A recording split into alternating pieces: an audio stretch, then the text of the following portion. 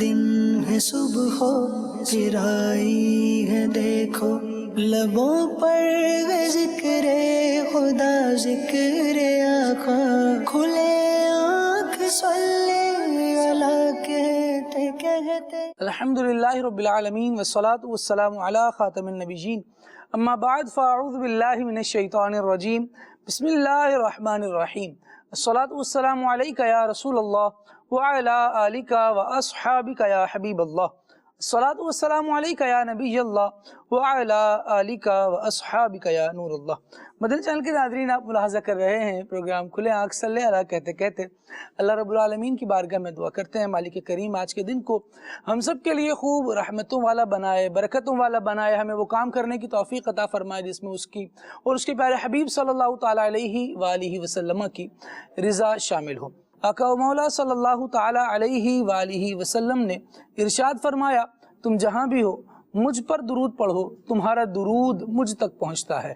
صلو علی الحبیب صلی اللہ تعالی علی محمد صلی اللہ تعالی علیہ وآلہ وسلم۔ مدنی چینل کے ناظرین، آئیے ان بابرکت لمحات میں سنتے ہیں تلاوت قرآن پاک۔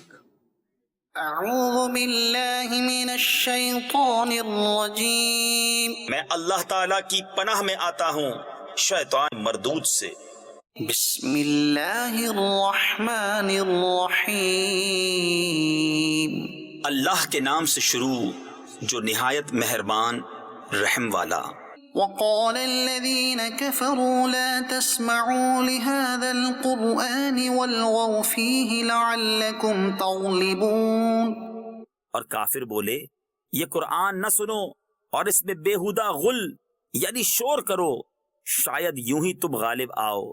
فَلَنُذِيقَنَّ الَّذِينَ كَفَرُوا عَذَابًا شَدِيدًا وَلَنَجْزِيَنَّهُمْ أَسْوَأَ الَّذِي كَانُوا يَعْمَلُونَ۔ تو بے شک ضرور ہم کافروں کو سخت عذاب چکھائیں گے اور بے شک ہم ان کے برے سے برے کام کا انہیں بدلہ دیں گے۔ ذَلِكَ جَزَاءُ أَعْدَاءِ اللَّهِ النَّارُ لَهُمْ فِيهَا دَارُ الْخُلْدِ۔ یہ ہے اللہ کے دشمنوں کا بدلہ، آگ، اس میں انہیں ہمیشہ رہنا ہے۔ جزاء بما كانوا بآياتنا يجحدون۔ سزا اس کی کہ ہماری آیتوں کا انکار کرتے تھے۔ وقال الذين كفروا ربنا أرنا الذين أضلانا من الجن والإنس نجعلهما تحت أقدامنا ليكونا من الأسفلين۔ اور کافر بولے، اے ہمارے رب، ہمیں دکھا وہ دونوں جن اور آدمی جنہوں نے ہمیں گمراہ کیا کہ ہم انہیں اپنے پاؤں تلے ڈالیں کہ وہ ہر نیچے سے نیچے رہیں۔ ان الذين قالوا ربنا الله ثم استقاموا تتنزل عليهم الملائكة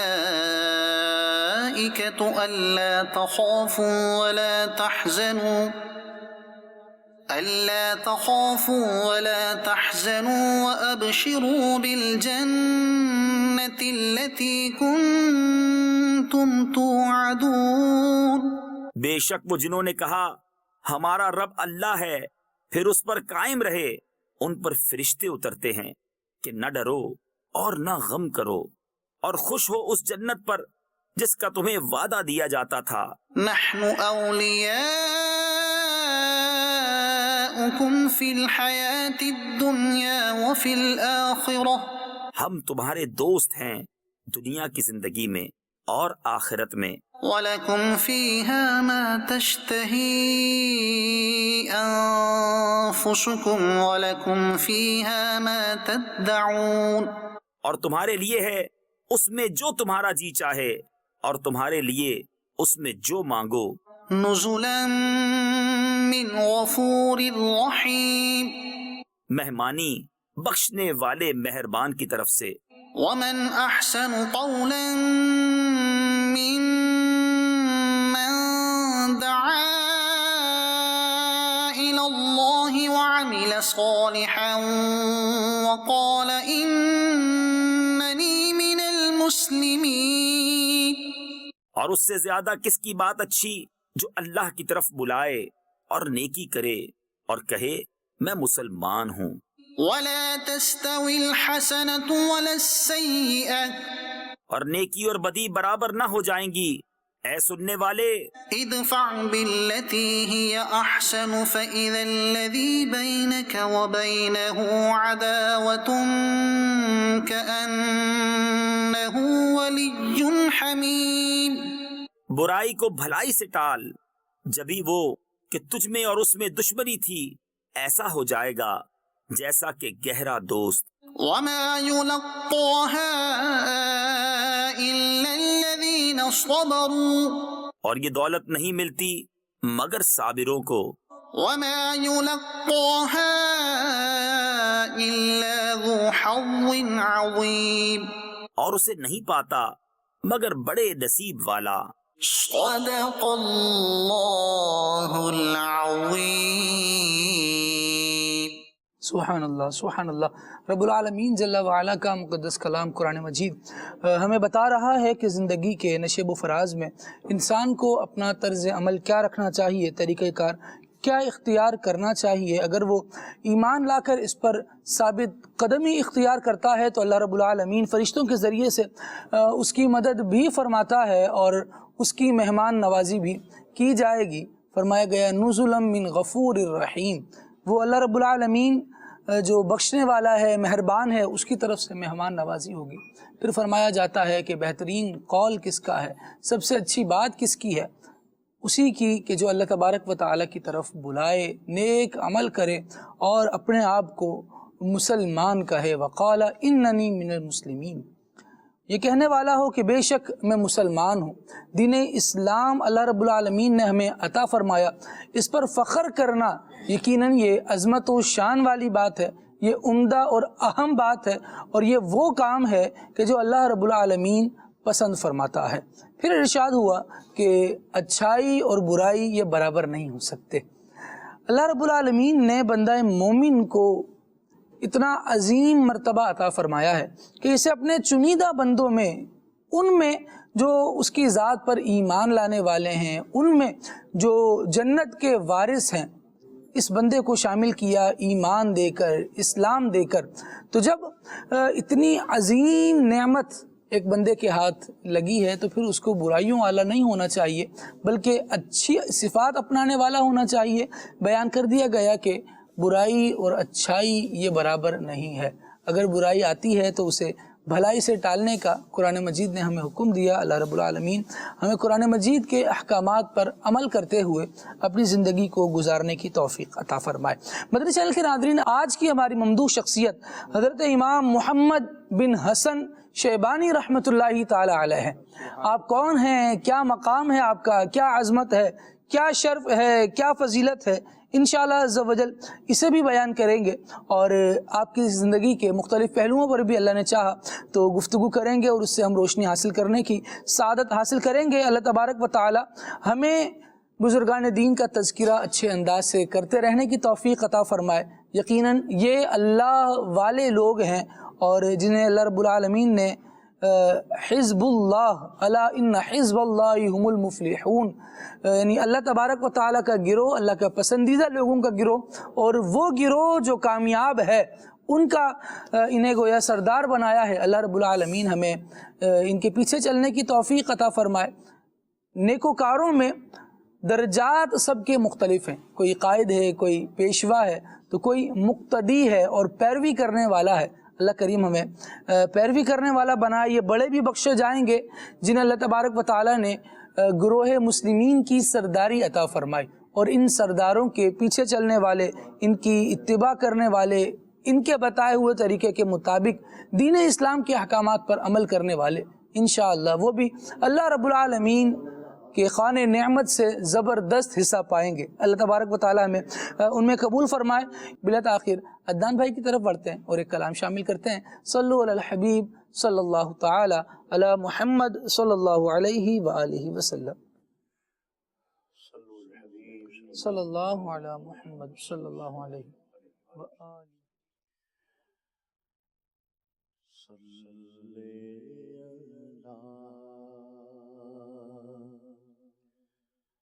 نبینا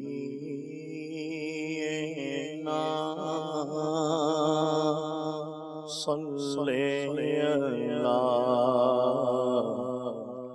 محمد صلی علی شفیعنا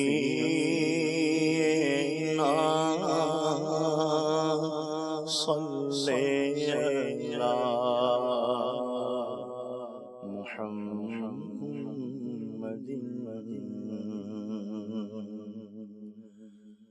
وہ جو نہ تھے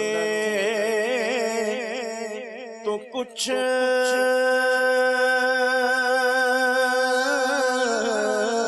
نہ تھا، وہ جو نہ ہو تو کچھ نہ ہو.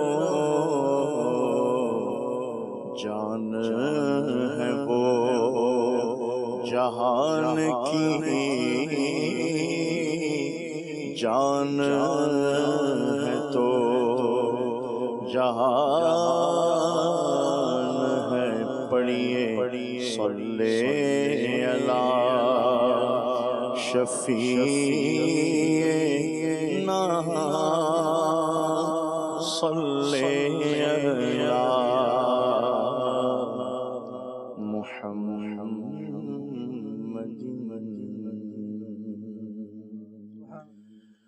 غم سے سینہ تو تسکین میں ڈھل جاتے ہیں. غم سے سینہ تو تسکین میں ڈھل جاتے ہیں. جب کرم ہوتا ہے حالات بدل جاتے ہیں. جب کرم ہوتا ہے مدینے والے کا، جب کرم ہوتا ہے حالات بدل جاتے ہیں. غم سبیرا تو تسکین میں ڈھل جاتے ہیں. غم سبیرا تو تسکین میں ڈھل جاتے ہیں. جب کرم ہوتا ہے حالات بدل جاتے ہیں. جب کرم ہوتا ہے حالات بدل جاتے ہیں. ان کی رحمت ہے خطا پوش گنہگاروں کی. ان کی رحمت ہے خطا پوش گنہگاروں کی. کھوٹے سے سر بازار بھی چل جاتے ہیں. کھوٹے سے سر بازار بھی چل جاتے ہیں. جب کرب ہوتا ہے مدینے والے کا، جب کرم ہو ہے حالات بدل جاتے ہیں اس میں احمد کا وظیفہ ہے ہر ایک غم کا علاج اس میں احمد کا وظیفہ ہے ہر ایک غم کا علاج لاکھ خطرے ہو اسی نام سے ٹل جاتے ہیں لاکھ خطرے ہو اسی نام سے ٹل جاتے ہیں کوئی دیکھے تو صحیح ان کی دہائی دے کر کوئی دیکھے تو صحیح ان کی دہائی دے کر یا محمد سے تو پتھر پگھل جاتے ہیں ان کی رحمت سے تو پتھر پگھل جاتے ہیں ان کی رحمت سے تو پتھر پگھل جاتے ہیں یہ نام کوئی کام بگڑنے نہیں دیتا بگڑے بھی بنا دیتا ہے سب نام محمد ان کی رحمت سے تو پتھر پگھل جاتے ہیں جب کرب ہوتا ہے مدینے والے کا جب کرب ہوتا ہے حالات بدل جاتے ہیں اپنی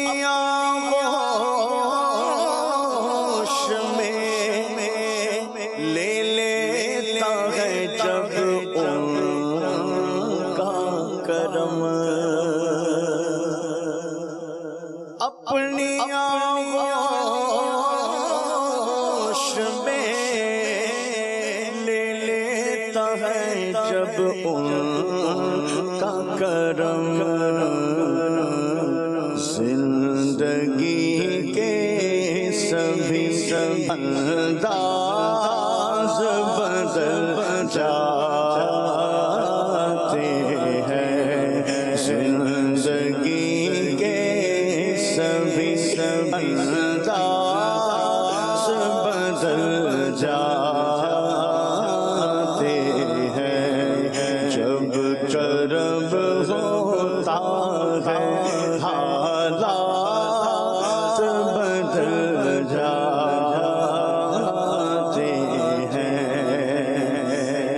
رکھ ہی لیتے ہیں بھرم ان کے کرم کے صدقے رکھ ہی لیتے بھرم ان کے کرم کے صدقے جب کسی بات پہ دیوانے مچل جاتے ہیں جب کسی بات پہ دیوانے مچل جاتے ہیں اپنے تیرے قدموں میں یہ سن کر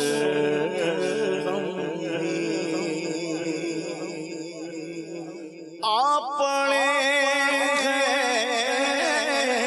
تیرے قدموں میں یہ سن کر ہم بھی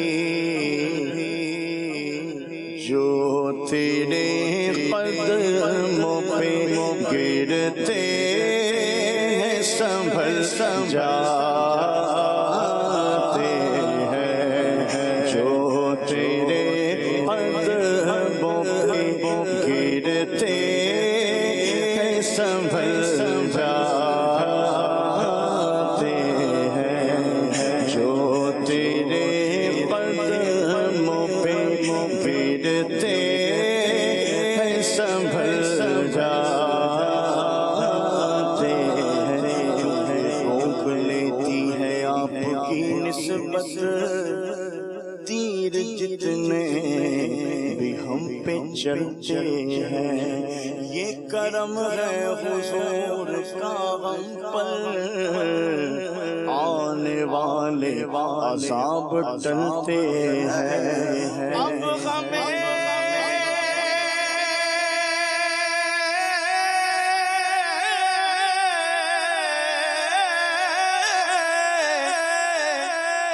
ہمیں کیا کوئی دبائے گا ہر سہارا گلے لگائے گا کیونکہ ہم نے خود کو گرا دیا ہے وہاں گرنے والے جہاں سنبھلتے ہیں آپ پڑے ہیں تیرے قدموں پہ سن کر ہم بھی جو تیرے قدموں پہ گرتے ہیں سنبھل جاتے ہیں جو تیرے قدموں پہ گرتے ہیں سنبھل جاتے ہیں آپ کو مقصود ہی مانو خالد آپ کو مقصود ہی مانو خالد آپ کے در پہ سب ارمان نکل جاتے ہیں آپ کے در پہ سب ارمان نکل جاتے ہیں جب کرب ہوتا ہے حالات بدل جاتے ہیں جب کرم ہوتا ہے مدینے والے کالے کرم ہوتا ہے حالات بدل جاتے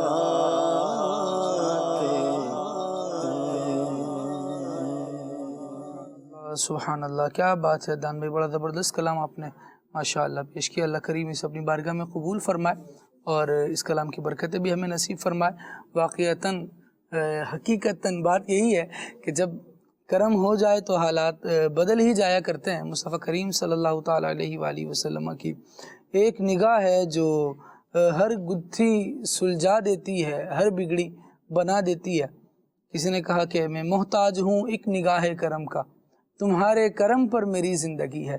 تو جب کرم کی وہاں سے ایک ہوا ہی آ جائے گی تو انشاءاللہ سارے دکھ دور کر دے گی، پریشانیاں ختم کر دے گی۔ اللہ رب العالمین ہمیں مصطفیٰ کریم صلی اللہ تعالیٰ علیہ وآلہ وسلم کی نگاہ رحمت نصیب فرمائے۔ پیارے اسلامی بھائیوں، آج سلسلے کا موضوع ہے امام محمد بن حسن شیبانی رحمۃ اللہ تعالیٰ علیہ۔ اللہ رب العالمین کی بارگاہ کے مقبول بندے ہیں، امت سرکار صلی اللہ تعالیٰ علیہ وآلہ وسلم آپ کی بڑی قدر کرتی ہے، جلیل القدر امام ہیں آپ اس امت کے، اور یقیناً جب ہم ان کی زندگی کے بارے میں آگے سنیں گے تو ایک صالح، ایک متقی، ایک پرہیزگار آدمی، نبی کریم صلی اللہ تعالیٰ علیہ وآلہ وسلم کی سنت کے آئینہ دار، نبی پاک صلی اللہ تعالیٰ علیہ وآلہ وسلم کے اطاعت شعار اللہ رب العالمین کے فرما بردار بندے ہیں۔ انشاءاللہ آپ کا تذکرہ جاری رہے گا، اور انشاءاللہ اللہ رب العالمین کی رحمت سے ہم حصہ پائیں گے۔ مدنی چینل کے ناظرین جو مجھے سن رہے ہیں پروگرام کو، میں چاہوں گا کہ آخر تک دیکھنے کی نیت کر لیں، اور ساتھ ساتھ یہ بھی نیت کریں کہ انشاءاللہ آپ کا ذکر سنیں گے بھی، اور آپ کی سیرت سے ملنے والے قیمتی ترین مدنی پھولوں پر عمل کرنے کی، جس پر عمل کرنے کا ممکن ہوگا اس پر ہی کوشش کریں گے، اور انشاءاللہ جہاں سے سیکھنے کو ملے گا تو ضرور سیکھ کر اپنی زندگی میں اس سے روشنی حاصل کریں گے۔ بزرگوں کا مدنی چینل کے ناظرین ایک زبردست انداز یہ رہا ہے کہ یہ اہل فن کی، اہل علم کی، اہل ہنر کی خوبیوں کو بیان کیا کرتے تھے۔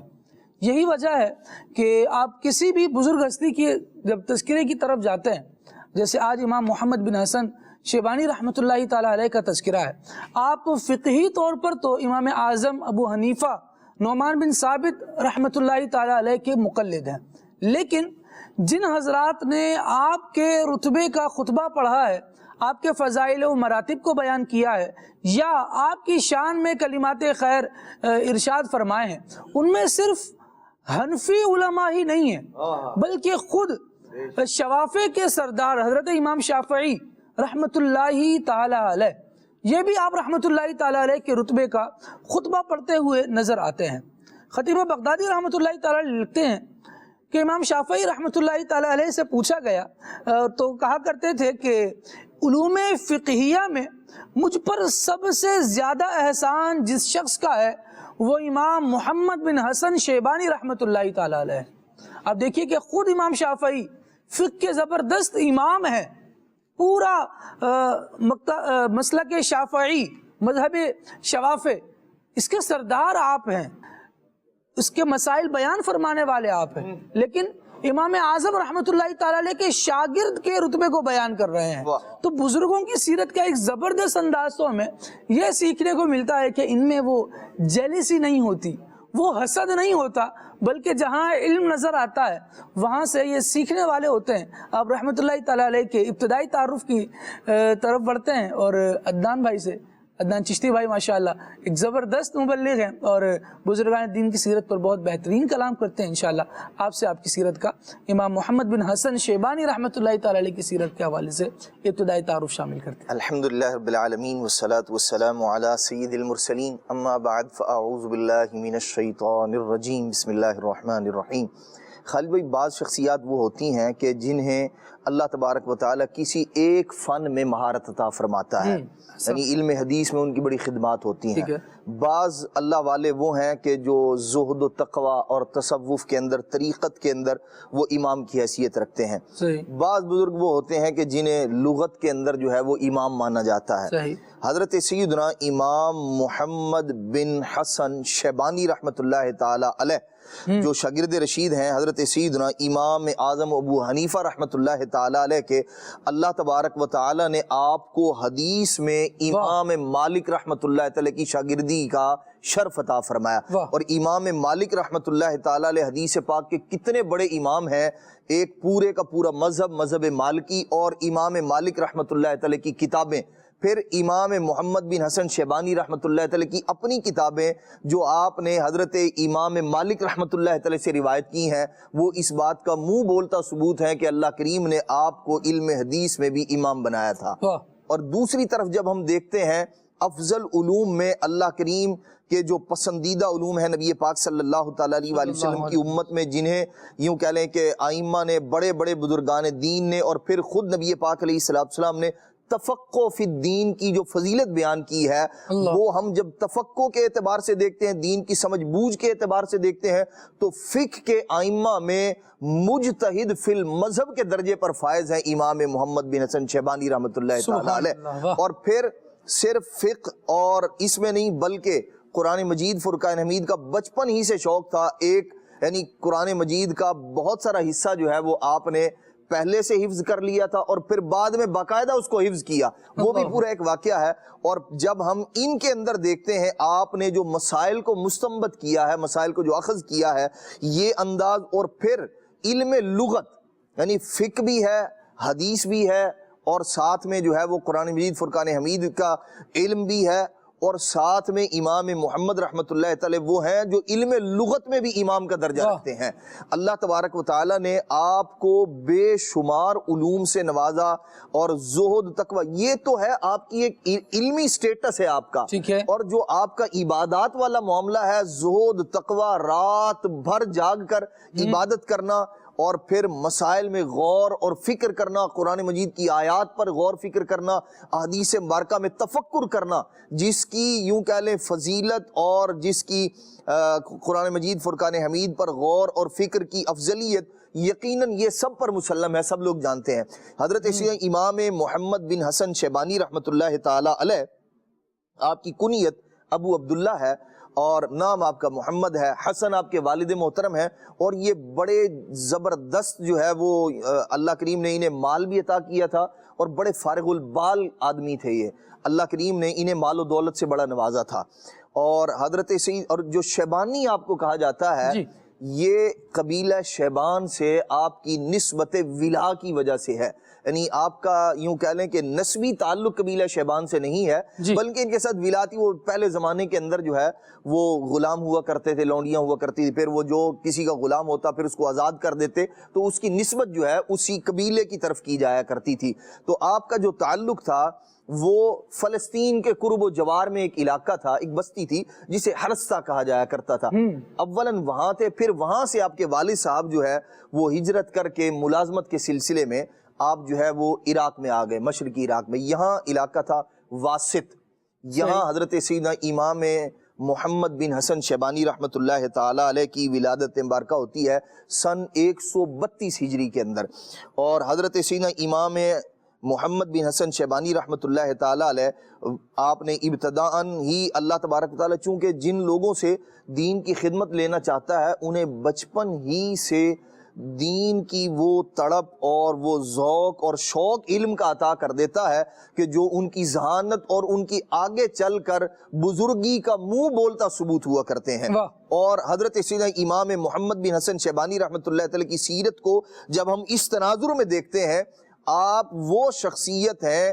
کہ آپ نے یوں کہہ لیں یہ وہ بزرگ ہیں جن کا احناف پر، حنفیوں پر بہت بڑا احسان ہے، جنہوں نے امام اعظم رحمت اللہ تعالی علیہ کے مسائل کو جنہوں نے تحریر کیا، محرر مذہب حنفیہ حضرت سیدنا امام محمد بن حسن شیبانی رحمۃ اللہ علیہ، یہ جو مسائل ہم تک پہنچے ہیں، جو امام اعظم رحمت اللہ تعالی علیہ کی جو فقہ مدون ہوئی ہے، جو یوں کہہ لیں اس کو تدوین کیا گیا ہے، اسے ترتیب دیا گیا ہے، کتابیں لکھی ہیں حضرت سیدنا امام محمد بن حسن شیبانی رحمت اللہ تعالی نے، تو یہ احسان حضرت امام محمد بن حسن شیبانی رحمت اللہ تعالی علیہ کا ہے۔ امام اعظم سے سیکھا، پھر اسے مدون کیا، پھر امام اعظم ابو حنیفہ رحمت اللہ تعالی علیہ کے بعد آپ ہی کے شاگرد رشید حضرت امام ابو یوسف رحمت اللہ تعالی علیہ، وہ بھی جلیل القدر امام ہے، حدیث میں بھی فقہ میں بھی، حضرت امام محمد رحمت اللہ تعالی علیہ نے ان کے سامنے زانوے تلمذ کو طے کیا، ان کی شاگردی کا شرف پایا۔ امام محمد رحمت اللہ تعالی کو اللہ کریم نے بے مثال بے کمال حافظہ جو ہے با کمال حافظہ جو ہے وہ عطا فرمایا تھا، اور ایسا حافظہ، اللہ اکبر، ایک تو مسائل پر غور فکر، اتنی تصنیفات آپ کی، اور یہ بھی اس کا منہ بولتا ثبوت ہے، اور بچپن ہی سے چونکہ آپ نے دین کی اتنی بڑی خدمت کرنی تھی، اللہ تبارک و تعالی نے آپ کو یہ شرف بھی عطا فرمایا، اور پھر دین کی سمجھ بھی ایسی۔ حضرت امام اعظم ابو حنیفہ رحمۃ اللہ تعالی سے کا شاگرد بننے سے پہلے جی ایک بار امام اعظم ابو حنیفہ رحمۃ اللہ تعالی تشریف فرما ہے، ایک لڑکا آیا، تقریباً 14 سال سے کم عمر تھی آپ کی اس وقت، کیونکہ 21 سال 20 سال کی عمر میں تو امام محمد رحمۃ اللہ تعالی وہ ہیں جو باقاعدہ درس دیا کرتے تھے، اور لوگ جو ہے وہ آپ کے درس کے اندر شریک ہوا کرتے تھے، اور درس کہاں دیا کرتے تھے؟ کوفہ میں، جو بڑے بڑے صحابہ تابعین اور مرکز ہے علم کا، جہاں بڑے بڑے ائمہ ہیں، وہاں 20 سال کا ایک یوں کہ محدث ہے جس کے پاس آ کر لوگ فقہ کا علم بھی سیکھ رہے ہیں اور حدیث پاک کا علم بھی سیکھ رہے ہیں۔ امام محمد رحمۃ اللہ تعالیٰ علیہ امام اعظم ابو حنیفہ رحمۃ اللہ تعالیٰ کے پاس آئے، اس وقت تو یہ امام محمد یوں کہہ لیں امام محمد سے ان کی شہرت نہیں تھی، نوجوانی ہے، اور یوں کہہ لیں کہ آپ پروان چڑھ رہے ہیں، بلوغت کی طرف جو ہے وہ بڑھ رہے ہیں۔ امام اعظم ابو حنیفہ رحمۃ اللہ تعالی سے آ کے مسئلہ پوچھتے ہیں کہ جی ایک بچہ ہے، اس نے عشاء کی نماز ادا کی ہے اور وہ نماز ادا کر کے سو گیا ہے، اور اس کے بعد جو ہے نا وہ بالغ ہو گیا، اس کی عمر جو ہے وہ بلوغت کو پہنچ گئی، تو اب کیا اس پر وہ جو نماز وہ اس نے نابالغی کی عمر میں پڑھی تھی، بالغ ہونے کے بعد چونکہ عشاء کی نماز کا وقت بھی باقی ہے، تو کیا وہ عشاء کی نماز دوبارہ پڑھے گا؟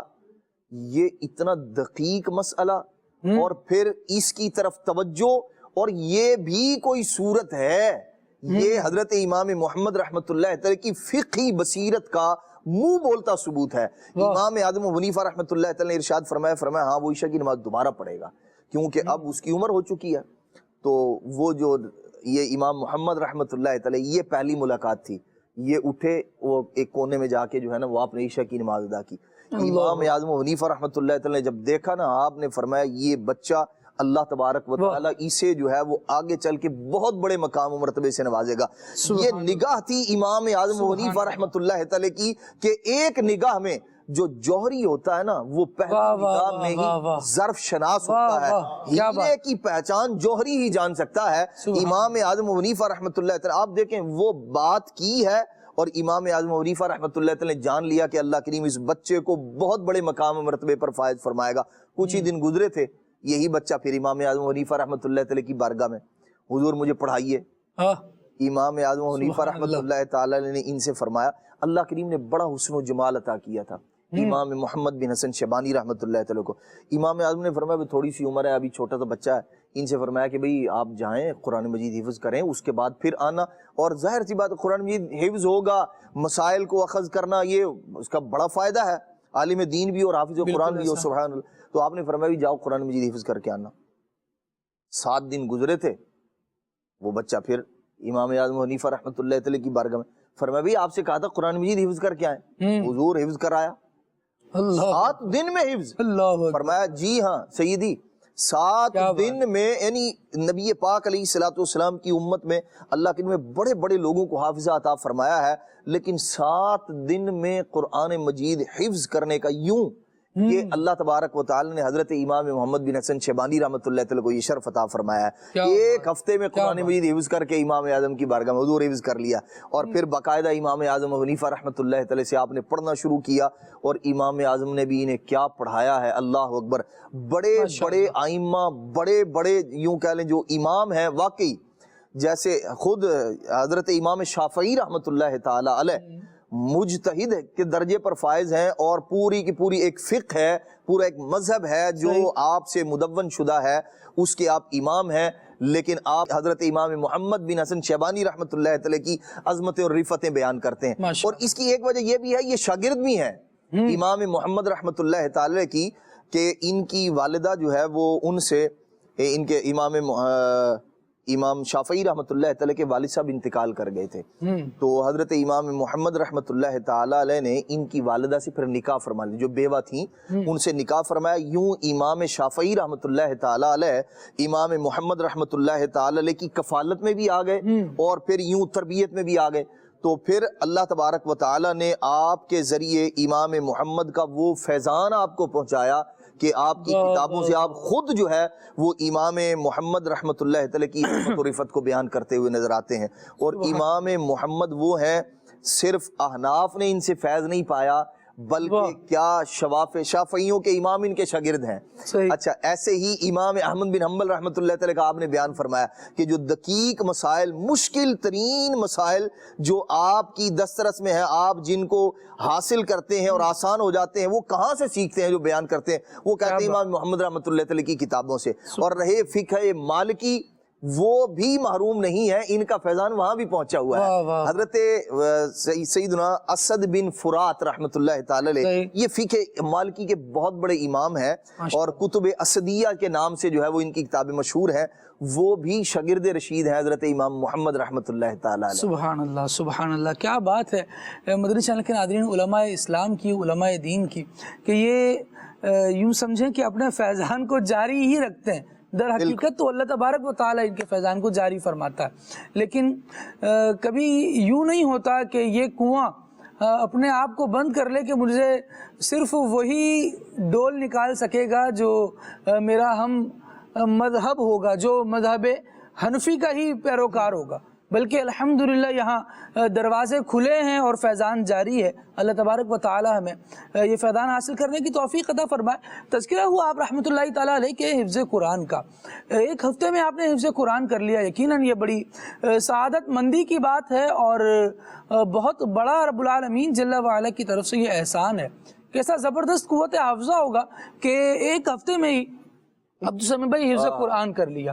تو اساتذہ کی نظر بھی ہوتی ہے، پڑھنے والے کی اپنی توجہ بھی ہوتی ہے، لیکن عدنان چشتی بھائی آپ بھی حافظ ہیں ماشاءاللہ، اور مدنی چینل دیکھنے والے کئی ناظرین میں سمجھتا ہوں ایسے ہوں گے جو یہ شوق رکھتے ہیں کہ ہمارے بچے حفظ قرآن کر لیں. کتنوں کے بچے ماشاءاللہ مدارس المدینہ وغیرہ میں حفظ قرآن کے لیے پڑھ رہے ہوں گے. آپ کیا سمجھتے ہیں کہ آج کے زمانے میں ایک ایوریج کیا ہے کہ بچے نے کتنے سال کی عمر میں حفظ قرآن مکمل کر لینا ہے؟ خالد بھائی سال، 1.5 سال، 2 سال، 3 سال بھی لگ جاتے ہیں، لیکن 7 دن میں تو امام محمد ہی حفظ کر سکتے ہیں.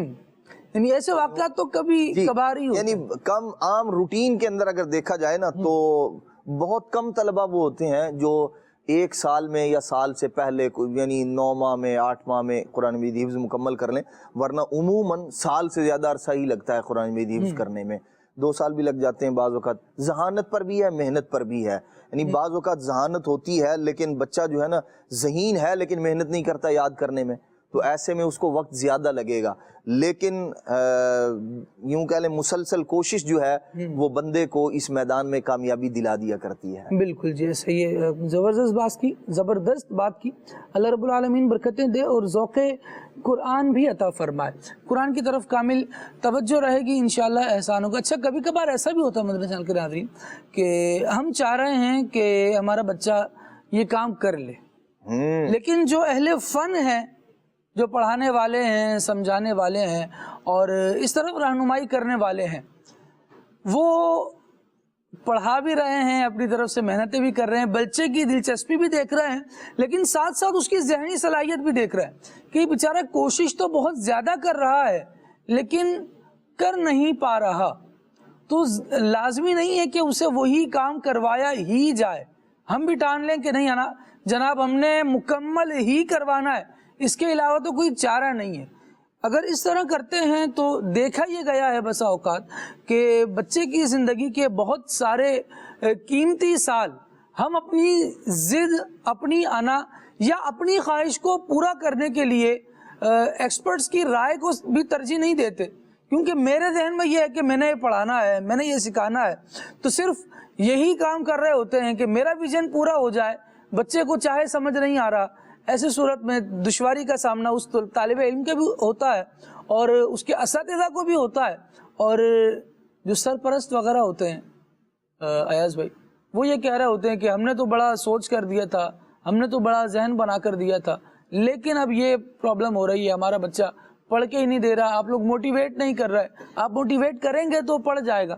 آپ کیا کہتے ہیں اس میں؟ خالد بھائی دیکھیں، ایک چیز یہ ہے کہ جو عام طور پر آج کل کے معاشرے میں اس دور کے اندر جو چیز دیکھنے کے اندر آ رہی ہے نا خالد بھائی، والدین کی عدم توجہی.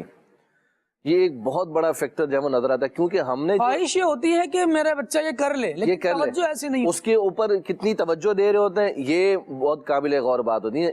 جنرلی بہت سارے لوگوں کو ایسا معاملہ دیکھا ہے کہ جب کبھی وہ اس طرح کا معاملہ لے کے آ رہا ہوتا ہے نا، ان کی اپنی توجہ کو جب دیکھا جاتا ہے نا خالد بھائی، توجہ نہ ہونے کے برابر ہوتی ہے۔ جب مکمل چیز آپ نے استاد کے اوپر ہی چھوڑ دی ہے، خود کچھ بھی نہیں کرنا، خود اس کی دیکھ بھال نہیں کرنی، خود جب بچہ واپس آیا اس سے پوچھ تاچھ نہیں کرنی، کچھ سننا نہیں ہے، کچھ اس کو معاونت نہیں کرنی ہے، تو پھر ایسے میں یہی دیکھا گیا کہ پھر والدین کو جو ہے وہ یہ شکایت رہتی ہے جس کا جو ہے وہ آپ تذکرہ فرما رہے ہیں۔ ایک بات، دوسری بات یہ ہے کہ خالد بھائی، ایک اگر والدین اسٹرگل بھی کر رہے ہیں، محنت بھی کر رہے ہیں، اساتذہ بھی توجہ دے رہے ہیں، بچہ کر بھی لیتا ہے، سب کچھ جو ہے وہ ہو بھی جاتا ہے، لیکن دوسری توجہ پھر اس کے اندر جو دیکھنے کے اندر آتی ہے وہ یہ آتی ہے کہ اس کے حفظ کو برقرار رکھنے کے لیے کتنا اہتمام کیا جاتا ہے۔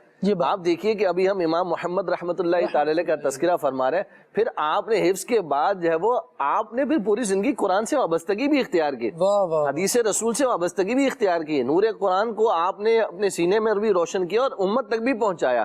پھر ہم نے ایسا ماحول کتنا پرووائڈ کیا اپنی اولاد کو کہ ہمارا بچہ قرآن سے وابستہ رہے اور پھر زندگی کی آخری سانس تک جو ہے وہ قرآن پڑھنے، پڑھانے، سننے، سنانے والا، اس کا درس دینے والا رہے۔ یہ اہتمام بے حد ضروری ہے۔ یعنی میں سمجھتا ہوں خالد بھائی کہ والدین کی حفظ کروانے سے بڑی ذمہ داری یہ ہے کہ حفظ کو برقرار رکھوانا، جب تک کہ وہ اپنی پریکٹیکل لائف میں اس حد تک مضبوط نہ ہو جائے کہ وہ قرآن پڑھنے، پڑھانے، سننے، سنانے والا مضبوطی سے اس پر کارگر نہ ہو جائے، عمل پیرا نہ ہو جائے، اس وقت تک میں سمجھتا ہوں والدین کی ذمہ داری جو ہے وہ ختم نہیں ہوتی۔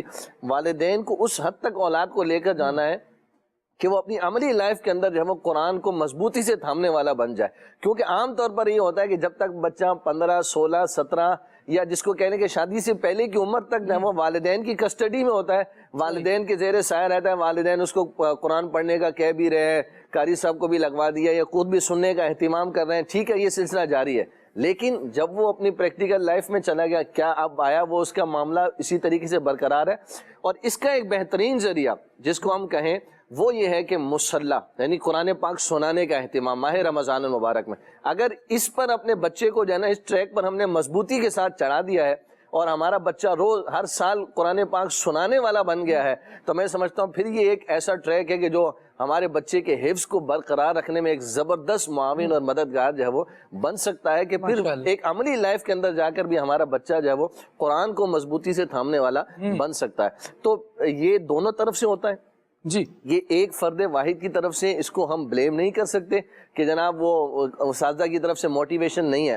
اساتذہ تو بیٹھے ہی اسی لیے، وہ تو قرآن کریم پڑھانے، سکھانے، سننے، سنانے، سمجھانے کے لیے ہی بیٹھے ہوئے ہیں، لیکن صرف انہی کے اوپر جو ہے وہ اکتفا نہ کیا جائے، والدین کو بھی چاہیے کہ وہ اپنی کنسلٹنٹ اور توجہ کو اپنی اولاد کے اوپر مرکوز رکھیں، ایسا شوق اور ایسا ماحول گھر میں آنے کے بعد بھی بچوں کو پرووائڈ کریں کہ قرآن کا شوق اور ذوق ان کے دلوں میں برقرار رہے، محبت قرآن ان کے دلوں میں رہے، تاکہ وہ اس کو لگن کے ساتھ، شوق کے ساتھ پڑھنے میں کامیاب ہو سکیں۔ یہی ہے آرزو تعلیم قرآن عام ہو جائے، یہی ہے آرزو تعلیم قرآن عام ہو جائے، تلاوت کرنا صبح و شام میرا کام ہو جائے، تلاوت کرنا صبح و شام میرا کام ہو جائے، تلاوت کرنا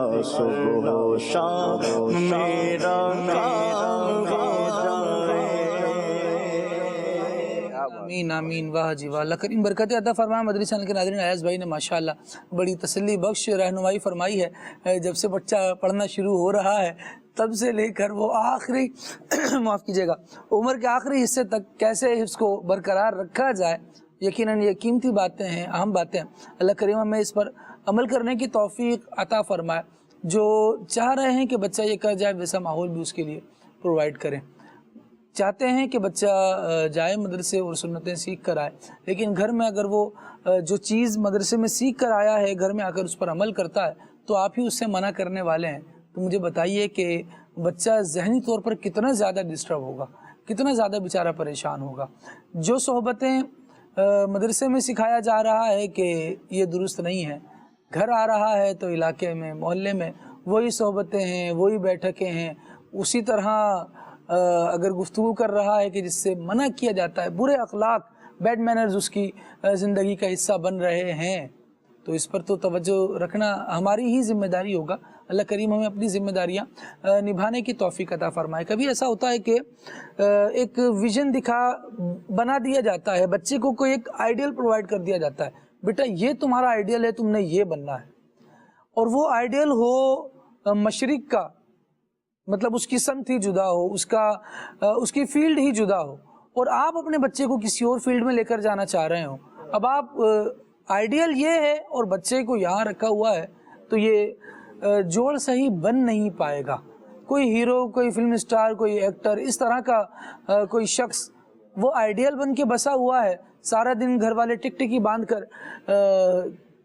ٹی وی چینل کی اسکرین پر نظر رکھ کے انہی کو دیکھ رہے ہیں، اور بچے کے بارے میں یہ چاہ رہے ہیں کہ زبردست عالم دین بن جائے، زبردست حافظ قرآن بن جائے، یہ ذرا مشکل ہوگا۔ امام محمد بن حسن شیبانی رحمۃ اللہ تعالی علیہ کے حوالے سے ہم گفتگو کر رہے تھے، اور انہی کے سیرت سے الحمدللہ عز و جل کی چند گوشے بھی ہیں جن پر مزید ہمیں رہنمائی کا موقع ملا۔ آپ رحمۃ اللہ تعالی علیہ کا شوق مطالعہ کیسا تھا؟ جب یہ پڑھنے کی طرف آئے تو پھر یہ پڑھا کیسے کرتے تھے؟ ذوق کیسا تھا؟ پڑھنے کی طرف ان کی رغبت کیسی تھی؟ یہ اس بارے میں بھی مزید عبدالسمیع بھائی سے جاننے کی کوشش کرتے ہیں۔ جیسے ابھی اتنی پیاری گفتگو ہوئی کہ گھر میں ماحول بنا کے رکھیں، جی، امام محمد رحمۃ اللہ تعالی علیہ ان کا ماحول بھی اتنا ہی پیارا تھا، سبحان اللہ۔ یعنی یہ ان کا انداز زندگی ایسا تھا کہ بہت کم سوتے، اکثر مطالعہ فرماتے تھے۔ اللہ، اب جب جیسے آپ نے فرمایا نا کہ بچوں کو ذہن دیں، اب بچوں کو ذہن تو جب ہی دیں گے نا جب گھر میں خود بھی مطالعے کا کچھ شوق ہوگا۔ جیسے ہم اپنے بچپن پہ غور کریں تو دادی اماں قرآن پاک صبح صبح لے کر بیٹھی ہیں، والدہ صبح صبح قرآن پاک لے کر بیٹھی ہیں، والد صاحب قرآن پاک لے کر تلاوت قرآن کر رہے ہیں، بچوں کو بھی ذوق دے رہے ہیں، تو بچوں نے بھی پڑھنا شروع کر دیا۔ اب جب سے والدین نے وہ قرآن پاک چھوڑ کر موبائل پکڑ لیا تو بچے بھی اسی کی طرف آ گئے۔ اور امام محمد رحمۃ اللہ علیہ کا انداز دیکھیے مطالعے کا، ان کا ذوق کیسا ہے؟ جی، نیند کم ہے، مطالعہ زیادہ ہے، اور جب کوئی مسئلہ حل ہو جاتا، کیونکہ تلاش کرتا نا بندہ، ریسرچ کر رہا ہوتا، حل ہو جاتا تو خوشی کی کیفیت یہ ہوتی، فرماتے کہ ایسا ذوق جو ہے نا، یہ لذت، یہ بھلا جو بادشاہ کے شہزادے ہیں ان کو بھی کہاں ملتی ہوگی؟ اللہ اکبر۔ حالانکہ بادشاہ کی اپنی ایک لذت ہوتی ہے کہ وہ ملک چلا رہا ہوتا ہے، لیکن جو بادشاہ کا شہزادہ ہوتا ہے نا، اس کی لذت کچھ اور ہے شہزادوں کی، کیونکہ اس پر لوڈ کچھ بھی نہیں ہے، صرف مزے۔ آپ فرما رہے ہیں بالکل ایسے ہی، یہ مسئلہ حل کرنے کی لذت تو شہزادوں کو بھی بھلا کہاں ملتی ہوگی۔ یہ مطالعے کا ذوق ہے۔ اور کسی نے پوچھا حضرت آپ سوتے کیوں نہیں ہیں؟ اللہ اکبر، احساس ذمہ داری کتنا خوبصورت ہے۔ فرمانے لگے میں کیسے سو جاؤں جب لوگوں کی آنکھیں یہ ہم پر اعتماد کر کے سوئی ہوئی ہیں کہ حضرت جو مسئلہ بیان فرمائیں گے درست ہوگا۔ کیسا اعتماد ہے کہ یہ جو فرمائیں گے درست ہوگا، اب میں کیسے سو جاؤں؟ میری ذمہ داری اتنی بڑی ہے، ذمہ داری کو سمجھا۔ اب جیسے عدنان بھائی نے اتنی پیاری گفتگو فرمائی کہ جو علم دین حاصل کیا، حفظ قرآن کیا، پھر پڑھانا، بعض لوگوں کو دیکھا کہ جب وہ منصب پر آ جاتے ہیں نا، اب مطالعہ چھوڑ دیتے ہیں۔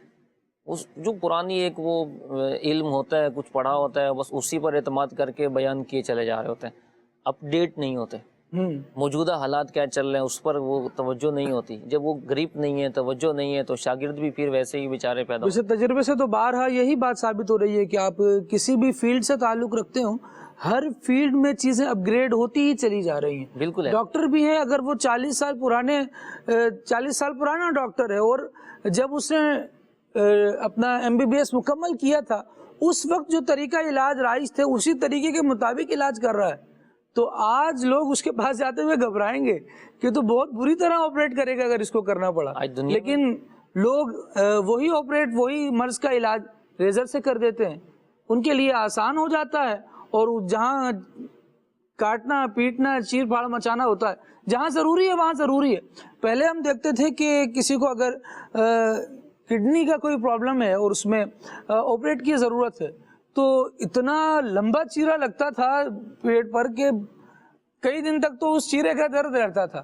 اب یہ مزید جیسے جیسے ترقی ہوتی جا رہی ہے، جو لوگ اپ ڈیٹ ہوتے جا رہے ہیں وہ نئے اور جدید طریقہ علاج کی طرف آ رہے ہیں، بہت مائنر سا آپریٹ اس کا کیا جاتا ہے. شیخ طریقت امیر علیہ سنت دامت برکاتہم العالیہ نے بھی گزشتہ ہفتے مدنی مذاکرے میں اس پر گفتگو فرمائی تھی اور اپنی والدہ محترمہ کے حوالے سے کچھ ارشاد فرمایا تھا. تو جدید طریقہ جو ہے اس کی طرف آنا یہ بھی تو ایک وقت کی ضرورت بن گیا ہے. بالکل ایسا ہی ہے. اب علم دین ہو، دنیاوی علم ہے، آپ جس منصب پر ہیں اس کو سیکھیں، مزید آگے سے آگے بڑھیں. اور یہ جبھی ہوگا جب آپ مطالعے کا ذوق، مطالعے کا شوق، آپ کو لذت ملے. یہ امام محمد رحمۃ اللہ علیہ کا یعنی علمی ذوق ہے دینی حوالے سے.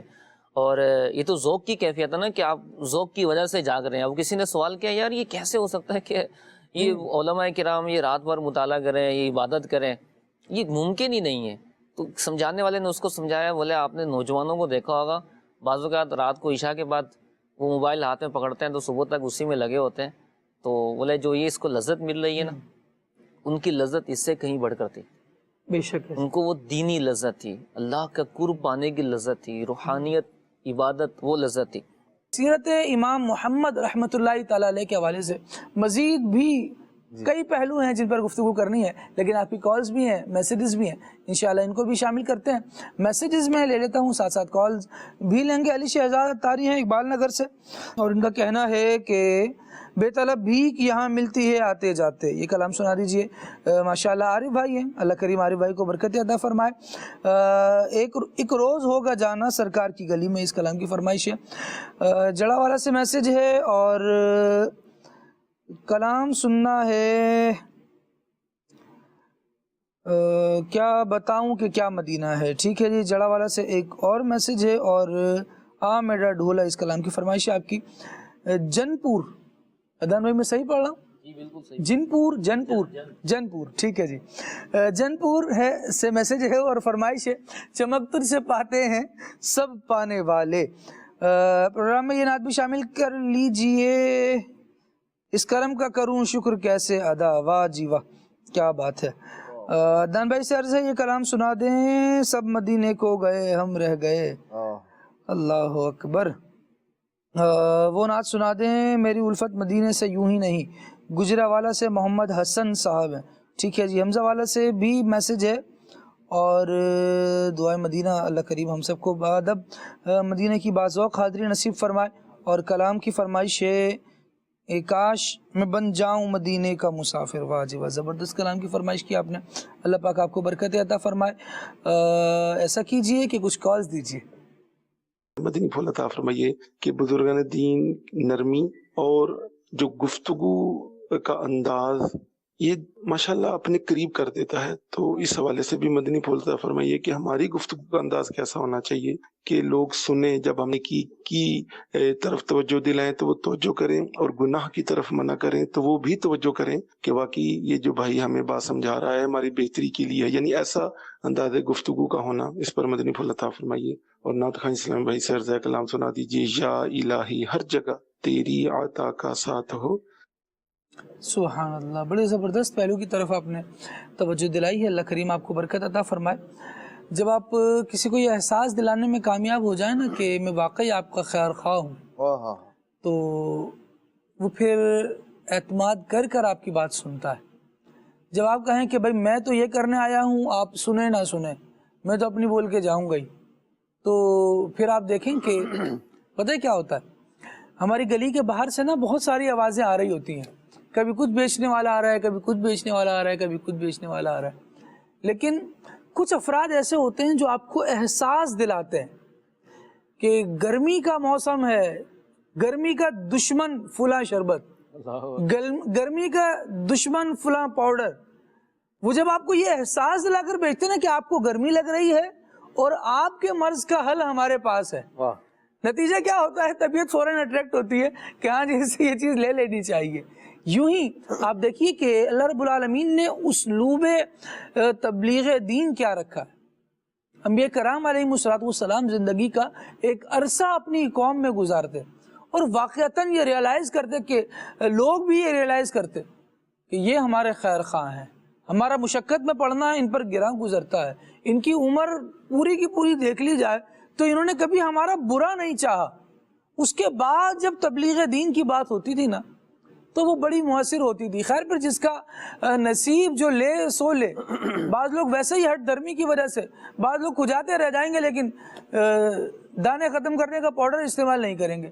اب ان کا کیا کیا جا سکتا ہے؟ جس نے سیکھنا ہے وہ سیکھے گا. بہرحال جب گفتگو کرنے والا یہ احساس دلا دے کہ میں واقعی آپ کا خیر خواہ ہوں. مہروز بھائی نے بڑی زبردست بات نگرانی شورا کے حوالے سے بیان کی تھی, یہاں اس کو کوٹ کر کے پھر بات آگے بڑھاتا ہوں. پوچھا گیا تھا کہ نگرانی شورا سے سوال کیا تھا کہ اچھا بیان کیسے ہوتا ہے, تو آپ کی طرف سے جواب یہ تھا کہ اچھا بیان درد دل سے ہوتا ہے. جب درد دل ہوگا نا بیان کے ساتھ, وہ الفاظ میں بھی جھلکے گا, وہ انداز میں بھی جھلکے گا, اس سے خیر خواہی کی اسمیل آئے گی کہ یار یہ واقعی میرا بھلا چاہتا ہے. اس سے پھر اثر یہ پڑے گا کہ جو الفاظ لبوں سے نکلیں گے وہ دل میں اترتے چلے جائیں گے. اللہ کریم ہمیں توفیق دے. یہی انداز بزرگان دین کا رہا. آپ دیکھیے, اللہ اکبر, امام یوسف رحمۃ اللہ تعالیٰ علیہ کے شاگرد رہے امام محمد رحمۃ اللہ تعالیٰ علیہ. امام یوسف رحمۃ اللہ تعالیٰ علیہ کیا کرتے تھے؟ آپ رحمۃ اللہ تعالیٰ علیہ درس شروع کر دیا کرتے تھے علی صبح, یعنی جیسے ہی صبح ہوتی نا تو آپ کا مدرسہ لگ جاتا, طلباء آتے, آپ درس دینا شروع کیا کرتے اور درس دیتے, فقہ سکھاتے.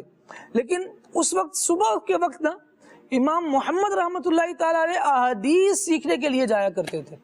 علم حدیث اور نبی کریم صلی اللہ تعالیٰ علیہ وآلہ وسلم کی جو مرویات ہیں وہ لینے, وہ سیکھنے, وہ حاصل کرنے جایا کرتے تھے. تو امام ابو یوسف رحمۃ اللہ تعالیٰ علیہ کی بارگاہ میں ذرا دیر سے حاضر ہوتے اور فقہ کے سبق کا کافی سارا حصہ گزر چکا ہوتا. لیکن یہاں جو سیکھنے آ رہا ہے اس کے دل میں علم دین سیکھنے کی, علم فقہ سیکھنے کی بھی پیاس موجود ہے, اور جو سکھانے والا ہے وہ خیر خواہانہ طبیعت والا ہے. تو یہ کیا کرتے کہ جو مسائل ان کے آنے سے پہلے بیان ہو چکے ہوتے, پتہ تھا کہ طالب علم جو ہے وہ واقعی علم حدیث سیکھنے جا رہا ہے اور وہاں سے ہو کر آ رہا ہے. بعض تو طلبہ وہ ہوتے جن کی عادت ہی ہوتی ہے لیٹ آنا. ان کو کہا جاتا ہے وہ بھائی تم تو شاہ ہو, تم تو بادشاہ ہو, تم تو شہزادے ہو. ہمارے ایک استاد صاحب تھے, وہ کبھی کوئی اس طرح ہوتا نا کہ لیٹ آنا عادت بنا لی, آپ کو کیا جلدی آ کر, آپ تو شہزادے ہیں. وہی آپ والی بات کہہ رہے, نہ آپ کو اوپر کا کوئی خوف ہے نہ نیچے سے کوئی غم ہے, شاہی کرسی ہے آپ کی, آپ کو ہی ملنی ہے, تو لہذا فکر فاقہ تو کوئی ہے نہیں. یہاں یہ بات تھی کہ جب پتہ ہے کہ طالب علم دین ہے اور ایسا ذوق والا ہے, تو امام محمد رحمۃ اللہ تعالیٰ علیہ جب درجے میں تشریف لاتے, حاضر ہوتا ہے امام یوسف رحمۃ اللہ تعالیٰ علیہ کے پاس, تو جو مسائل ان کی غیر موجودگی میں پہلے بیان ہو چکے ہوتے, امام یوسف رحمۃ اللہ تعالیٰ علیہ ان کو دہرایا کرتے. خیر خواہی. اور پھر یہ دیکھیے کہ اس خیر خواہی کی وجہ سے انداز کیا ہوا, امام محمد رحمۃ اللہ تعالیٰ علیہ بھی ان مسائل کو جو ان کے لیے خاص طور پر بیان ہوتے, خاص طور پر یاد کیا کرتے تھے. یہ انداز بزرگان دین کا ہے. اہمیت دینا, خیال کرنا, فوکس کرنا, یہ آ جائے نا زندگی میں تو بہت سارے مسائل آسان ہو سکتے ہیں. ایاز بھائی کچھ کہہ رہے ہیں. میں یہاں پر خالد بھائی ایک چیز عرض کرنا چاہوں گا. امام مالک رحمۃ اللہ تعالیٰ علیہ کی مجھے بات یاد آ رہی تھی. آپ نے خیر خواہی کی بات کی کہ بزرگان دین کا جو ہے وہ انداز کتنا خوبصورت ہوا تھا. نگرانی شورا امیر علیہ سنت دامت برکاتہ عالیہ کے بارے میں بھی یہ ارشاد فرماتے ہیں کہ ان کی ایک خاص کوالٹی ہے کہ اصلاح امت کا درد ان کے سینے میں موجود ہے. اللہ, وہ اس عمر میں بھی آپ دیکھیے کہ شیخ کامل امیر علیہ سنت دامت برکاتہ علیہ کو گھنٹوں بٹھائے ہوئے ہیں. اس کی وجہ کیا ہے؟ پیچھے اصلاح امت کا درد. پھر آپ کیا سمجھتے ہیں کہ اگر اصلاح امت کا درد لے کر ایک شخص آ کر بیٹھے, پھر لوگ کیوں نہ جمع ہوں, پھر کیوں نہ لوگ. امام محمد بن حسن شیبانی رحمۃ اللہ علیہ کے بارے میں ہی ہے کہ امام شافعی بیان کرتے ہیں صبح صبح جب آپ حدیث کا درس دیتے نا, امام مالک کی سند سے جب آپ حدیث بیان فرمایا کرتے تھے پورا گھر آپ کا بھر جایا کرتا تھا, جگہ تنگ پڑ جایا کرتی تھی. اس قدر امام محمد بن حسن شیبانی رحمۃ اللہ تعالیٰ علیہ کے درس میں کثرت ہوتی تھی. دعوت تو نہیں دی جاتی تھی لیکن خیر خواہی امت کا انداز کتنا نرالا تھا کہ لوگ جھوک در جھوک جو ہے وہ آپ کے درس میں شرکت کیا کرتے تھے. اور امام مالک رحمۃ اللہ علیہ کے بارے میں آپ دیکھیے, آپ کی سیرت میں ملتا ہے کوئی ایک شخص بھی اگر حدیث سننے آتا تھا نا, اہتمام کے ساتھ اسے حدیث سنائی جاتی تھی. کیا مجمع اور کیا کراؤڈ اور کیا مطلب اجتماع نہیں. اگر کوئی ایک شخص بھی, فرد واحد بھی جو ہے وہ اگر حدیث سننے آیا ہے یہ ہے خیر خواہی امت، یہ ہے اصلاح امت کا درد، اور یہ ہے اس آیت کریمہ پر بڑے خوبصورت انداز میں عمل کہ ادعو الی سبیل ربک بالحکمت والموعظۃ الحسنہ، اپنے رب کی راہ کی طرف بلاؤ حکمت کے ساتھ اور اچھی پکی تدبیر کے ساتھ، اچھی نصیحت کے ساتھ۔ آپ دیکھیے کتنے پیارے انداز سے ہمارے اسلاف اور بزرگان دین نے اس خوبصورت فریضے کو سر انجام دیا ہے کہ اپنے دلوں میں جب خیر خواہی امت کا، اصلاح امت کا درد پیدا کیا ہے، تو پھر آپ دیکھیے کہ یعنی وہ کتنا خوبصورت جملہ ہے جو ابھی عبدالسمیع بھائی نے تھوڑی دیر پہلے دہرایا کہ امت ہم پر آس لگائے سوئی ہوئی ہے، تو پھر ہم کیسے سو سکتے ہیں، ہم کیسے آرام کر سکتے ہیں، ہم کیسے آنکھ لگا سکتے ہیں۔ اللہ اکبر، جن کے اندر اس قدر قرآن اور اصلاح امت کا جذبہ ہو خالد بھائی، پھر ان کی کیوں نہ واہ واہ ہو، ان کی کیوں نہ درس میں لوگ آئیں، ان کو سننے کے لیے کیوں نہ لوگ آئیں۔ تو بہت بیسک اور بہت پیاری اور بنیادی بات یہی ہے کہ اگر ہم اپنے دلوں کے اندر، آپ نے اس جملے کا بہت خوبصورت جملہ بیان کیا، خیر خواہی امت اگر اپنے دل میں پیدا کر لیں تو یہ ایسی اسمیل ہے کہ یہ لوگوں تک پہنچ کر رہے گی انشاءاللہ، اور پھر لوگ جھوک در جھوک آپ کی طرف آئیں گے، اچھے اخلاق آ جائیں گے تو انشاءاللہ بہت سارا سدھار آ جائے گا۔ کال دیجیے۔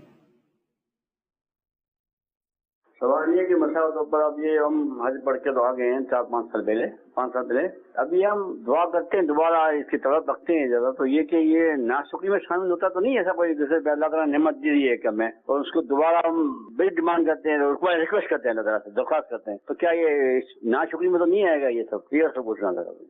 اللہ اکبر، اللہ اکبر، کیا بات کی آپ نے، اللہ کریم آپ کو برکت عطا فرمائے۔ عدنان بھائی کیا کہیں گے؟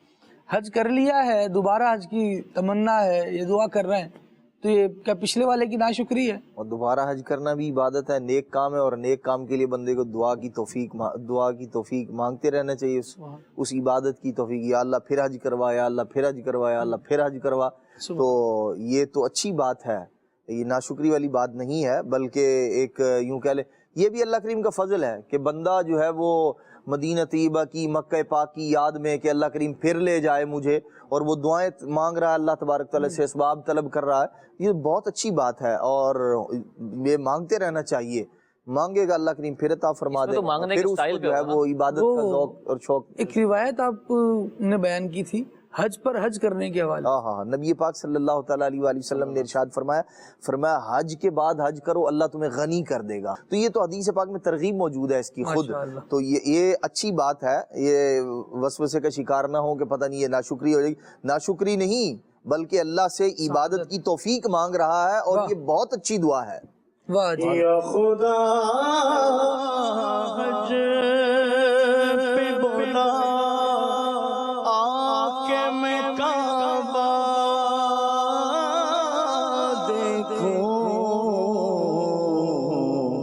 کاش ایک بار میں پھر میٹھا مدینہ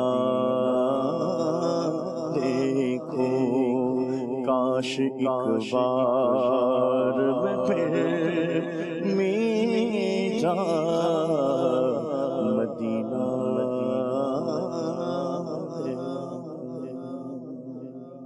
آمین۔ بار بار حج کی خواہش کیجئے، حج کی تڑپ رکھیے، بزرگان دین، ائمہ اہل بیت، اور کیا زبردست انداز تھا ان کا کہ پیدل حج کیا کرتے، 40 65 حج پیدل کرنا بزرگان دین رحمہم اللہ المبین کی سیرت سے ثابت ہے۔ آپ تو ایک کے بعد دوسرے کی بات کر رہے ہیں، یہ ذوق اور شوق کا سفر ہے، محبتوں کا سفر ہے۔ اللہ کریم ہمیں پہلی بار بھی کرائے اور پھر بار بار بھی نصیب فرمائے، اور جس نے ایک بار کر لیا اسے بھی پھر بار بار کی سعادت۔ اس پر ایک بہت پیاری روایت ہے، فرمایا پے در پہ حج اور عمرہ کرو، کیونکہ یہ گناہوں کو اور تنگ دستی کو ایسے مٹاتا ہے جیسے لوہے کے زنگ کو آگ۔ اللہ اکبر، پے در پہ کرنے کی ترغیب دلائی۔ ماشاءاللہ ماشاءاللہ، اللہ کریم برکت دے، کرتے رہنے کی سعادت عطا فرمائے، اور حج کی مدینہ طیبہ کی زیارت کی طلب اللہ کریم ہمارے دلوں میں۔ جانے والے کر رہے ہیں حج کی اب تیاریاں، جانے والے کر رہے ہیں حج کی اب تیاریاں، میں نہ رہ جاؤں کہیں گھر تو کرم پھر نبی حاجیوں کے بن رہے ہیں قافلے پھر یا نبی آغا پلے سے نہیں رکھتے سفر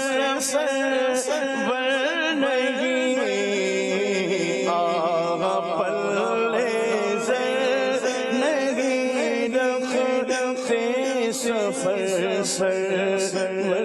نہیں تم بلا لو تم بلانے پر ہو قادر یا نبی تم بلا لو تم بلانے پر ہو قادر یا سبحان اللہ. اللہ کریم بار بار میٹھے مدینے کی با ادب با ذوق حاضری نصیب فرمائے. عرفات کی حاضری بھی ہو, مینا کی حاضری بھی ہو. اللہ کریم حج کی سعادت عطا فرمائے. کالز مزید دیجیے.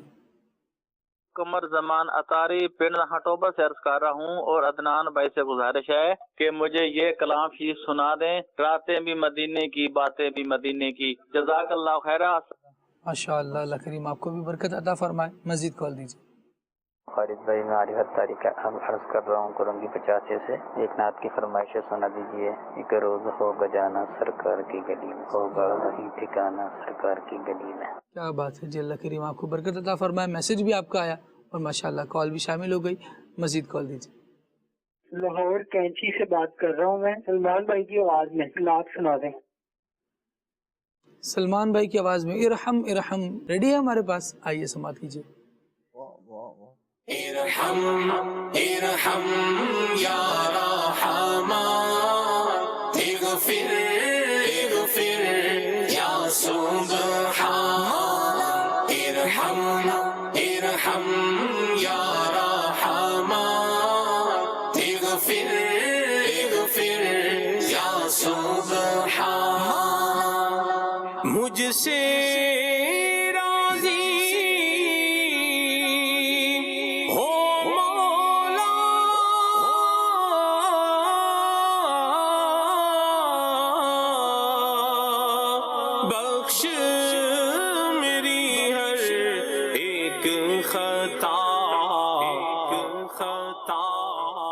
واسطہ تجھ کو پیارے کا, واسطہ تجھ کو پیارے کا, یا اللہ یا رحمان ارحم ارحم یا رحمان اغفر اغفر یا سبحان ارحم ارحم یا رحمان اغفر اغفر یا سبحان. یا رب اپنی الفت میں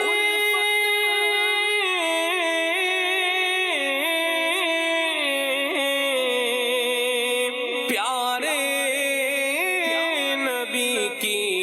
چاہت میں گم رکھ ایسا ہو جائے, گم رکھ ایسا ہو جائے, اور نہ جائے کہیں بھی دھیان. ارحم ارحم یا رحمان اغفر اغفر یا سبحان ارحم ارحم یا رحمان اغفر اغفر یا سبحان. تیرا بندہ ہے بیتاب,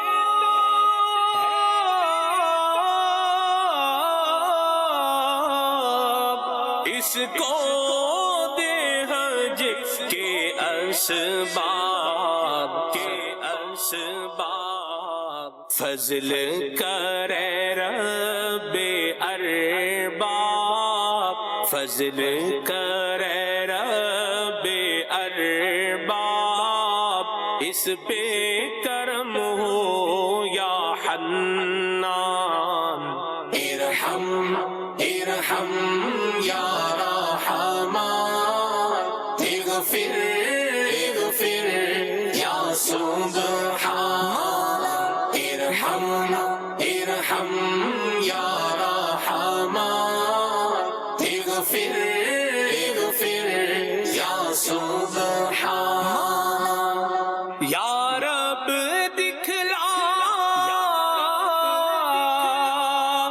دے عرفات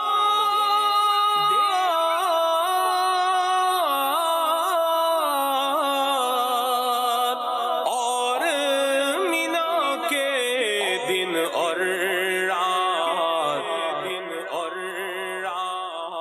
مزدلفہ کے جلوے ہوں مزدلفہ کے جلوے ہوں اشک آنکھوں سے بہیں ہر آن ارحم ارحم یا رحمان اغفر اغفر یا سبحان ارحم ارحم یا رحمان اغفر اغفر یا سبحان یا رب طیبہ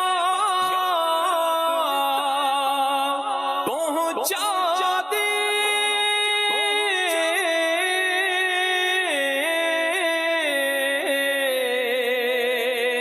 ان کا روضہ دکھلا دے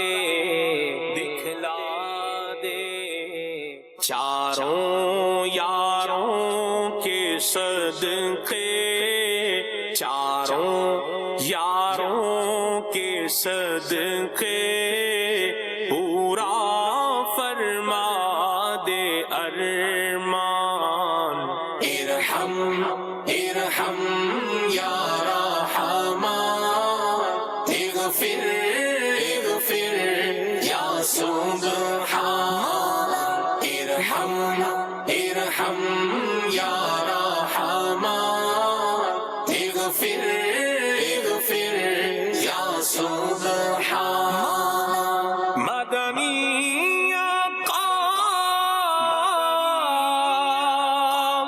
کا صدقہ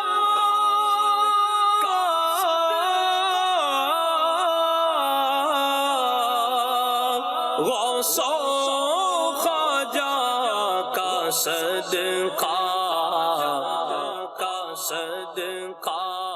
بن جائے عطار بھی اب بن جائے عطار بھی اب مکے مدینے کا مہمان ارحم ارحم یا رحمان اغفر اغفر یا سبحان ارحم ارحم یا رحمان اغفر اغفر یا سبحان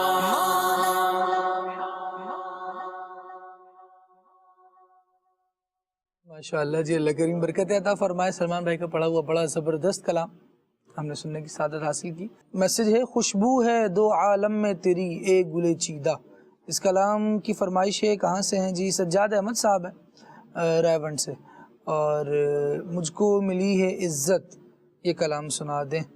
ٹھیک ہے جی۔ اچھا، یہ نعت نہیں ہے، امیر سنت دامت برکاتہم العالیہ، یہ بزرگان دین کے حوالے سے جس میں ان کے فضائل و مراتب بیان ہوتے ہیں، تو اس کلام کو منقبت کہا جاتا ہے۔ نعت وہ جس میں اللہ پاک کے آخری نبی صلی اللہ تعالیٰ علیہ وآلہ وسلم کی تعریف کو بیان کیا جائے۔ عدنان بھائی کی طرف پڑھتے ہیں، کچھ کلام سنتے ہیں۔ صلی اللہ علیہ محمد صلی اللہ علیہ وآلہ وسلم۔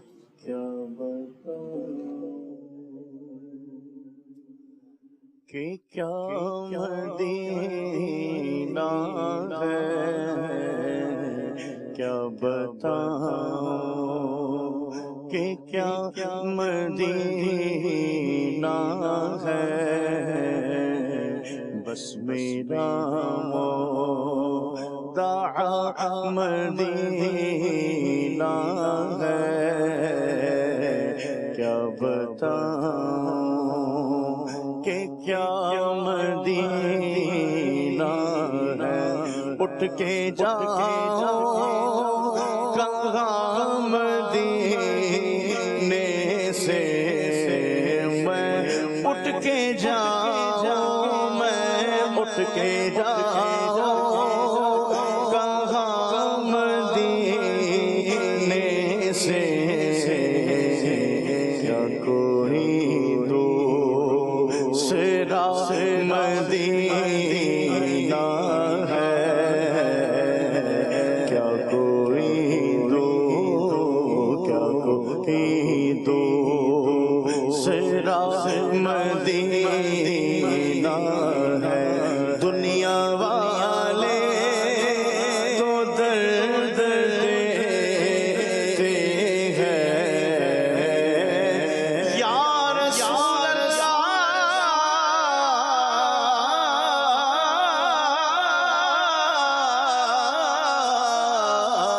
دنیا والے تو درد دیتے ہیں آقا دنیا والے تو درد دیتے ہیں زخمی دل کی دوا مدینہ ہے زخمی دل کی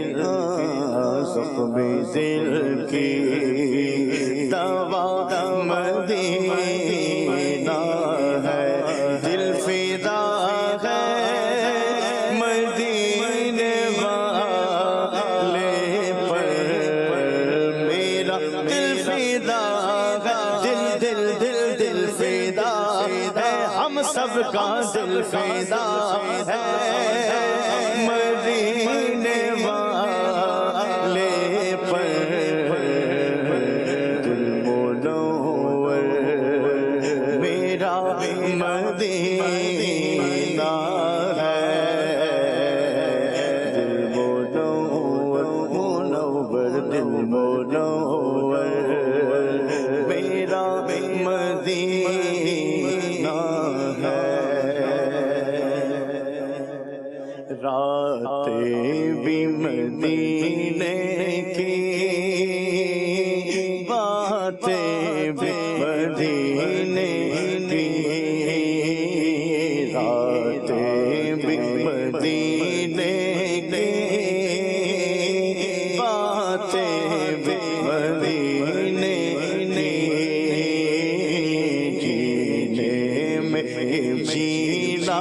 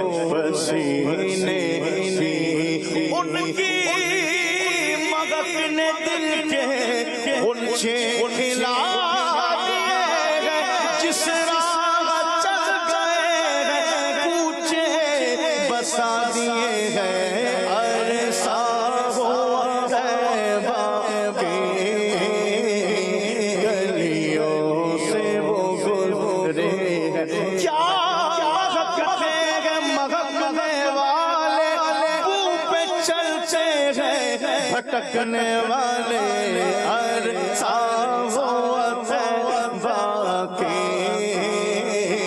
گلیوں سے وہ گزرے ہیں اس وقت بھی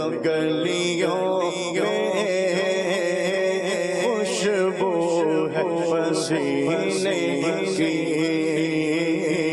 اس وقت بھی گلیوں میں خوشبو ہے پسینے کی راتیں بھی مدینے کی باتیں بھی مدینے کی یہ زخم ہے طیبہ کا یہ سب کو نہیں ملتا یہ زخم ہے طیبہ کا یہ سب کو نہیں ملتا کوشش نہ کرے کوئی اس زخم کو سینے کی راتیں بھی مدینے کی باتیں بھی مدینے کی راتیں بھی مدینے کی باتیں بھی مدینے کی. ماشاءاللہ کیا بات ہے، ماشاءاللہ. عدنان بھائی نے بہت بہتر انداز سے پڑھا، اللہ کریم سے اپنی بارگاہ میں قبول فرمایا. آئیے ایک پیکیج دیکھتے ہیں قرآن کا بیان. مدنی چینل کے ناظرین، آج ہم انشاءاللہ عز و جل ایک بڑے مبارک غار کا تذکرہ کریں گے. اس غار کا ذکر اللہ تعالیٰ نے قرآن حکیم میں بڑے مبارک اور بڑے خوبصورت انداز میں فرمایا. یہ وہ غار ہے کہ جو مکہ مکرمہ میں موجود ہے، اور ہم میں سے بہت سارے حجاج کرام، بہت سارے عمرہ کرنے والے معتمرین اس مبارک غار میں حاضر ہوتے ہیں، نوافل ادا کرتے ہیں، یہاں کی مبارک زمین کو بوسے دیتے ہیں، چومتے ہیں. یہ وہ مبارک غار ہے کہ جس کو ہم غار ثور کہتے ہیں. یہ وہ غار جو مکہ المکرمہ میں موجود ہے. قرآن مجید میں اللہ تعالیٰ نے اس کا ذکر فرمایا. چنانچہ اللہ تعالیٰ سورۃ التوبہ آیت نمبر 40 میں ارشاد فرماتا ہے اِلَّا تَنْصُرُوهُ فَقَدْ نَصَرَهُ اللَّهُ إِذْ أَخْرَجَهُ الَّذِينَ كَفَرُوا ثَانِيَ اثْنَيْنِ إِذْ هُمَا فِي الْغَارِ إِذْ يَقُولُ لِصَاحِبِهِ لَا تَحْزَنْ إِنَّ اللَّهَ مَعَنَا فَأَنزَلَ اللَّهُ سَكِينَتَهُ عَلَيْهِ وَأَيَّدَهُ بِجُنُودٍ لَمْ تَرَوْهَا وَجَعَلَ كَلِمَةَ الَّذِينَ كَفَرُوا السُّفْلَى وَكَلِمَةُ اللَّهِ هِيَ الْعُلْيَا واللہ عزیز حکیم. ترجمہ کنز العرفان. اگر تم اس نبی کی مدد نہیں کرو گے تو اللہ ان کی مدد فرما چکا ہے جب کافروں نے انہیں ان کے وطن سے نکال دیا تھا، جبکہ یہ دو میں دوسرے تھے، جب دونوں غار میں تھے، جب یہ اپنے ساتھی سے فرما رہے تھے غم نہ کرو، بے شک اللہ ہمارے ساتھ ہے. تو اللہ نے اس پر اپنی تسکین نازل فرمائی اور ان لشکروں کے ساتھ اس کی مدد فرمائی جو تم نے نہ دیکھے، اور اس نے کافروں کی بات کو نیچے کر دیا، اور اللہ کی بات بہت ہی بلند و بالا ہے، اور اللہ غالب حکمت والا ہے. اس آیت مبارکہ میں اللہ تعالیٰ نے دو ہستیوں کی بات فرمائی، مبارک غار کی بات فرمائی. یہ دو ہستیاں کون تھی؟ ہمارے پیارے آخری نبی صلی اللہ تعالی علیہ وسلم اور مسلمانوں کے پہلے خلیفہ حضرت ابو بکر صدیق رضی اللہ تعالی عنہ اس غار میں موجود تھے، اور اللہ تعالیٰ نے ان کا مبارک انداز میں تذکرہ فرمایا.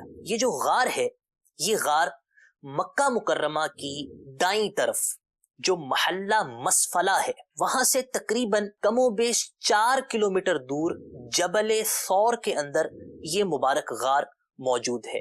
یاد رکھیے، جو مکہ مکرمہ ہے اس کی جو نشیبی طرف ہے، یعنی جو نچلا حصہ ہے، اس کو مسفلہ کہا جاتا ہے، اور جو مکہ مکرمہ کی بلندی والی طرف ہے اس کو معلات کہا جاتا ہے. معلات کی طرف ہی ایک بڑا معروف علاقہ حجون یہ آباد ہے. تو معلات اور مسفلہ، تو جو نشیبی طرف ہے اس کو مسفلہ کہا جاتا ہے، اور اس اعتبار سے جو غار ثور ہے، جو جبل ثور ہے، یہ مکہ مکرمہ سے تقریباً 4 کلومیٹر دور ہے. اور یہی وہ پہاڑ ہے کہ جس پر قابیل نے حضرت حابیل رضی اللہ تعالی عنہ کو شہید کیا تھا. یاد رکھیے جبل سور جو ہے اس کی جو بلندی ہے, جو اس کی ہائٹ ہے, وہ تقریباً 759 یعنی 759 میٹر, اور جو غار ہے یہ بالکل آن دا ٹاپ نہیں ہے, تھوڑا سا نیچے ہے, اور جو اس کی اونچائی ہے سطح سمندر سے وہ تقریباً 748 میٹر ہے. نبی پاک علیہ الصلوۃ والسلام نے جب ہجرت فرمائی یکم ربیع الاول کو, تو نبی پاک علیہ الصلوۃ والسلام اپنے رفیق اور اپنے بہترین دوست, اپنے وفادار صحابی حضرت ابوبکر صدیق رضی اللہ تعالی عنہ کے ساتھ اس پہاڑ کی طرف اور اس مبارک غار میں تشریف لائے. یہ بڑی ایک لطیف بات ہے اور بڑی مزے کی بات ہے کہ یاد رکھیے جو مدینہ منورہ ہے یہ مکہ مکرمہ سے شمالی طرف ہے, اور جو یہ پہاڑ ہے یہ مکہ مکرمہ سے جنوبی طرف ہے.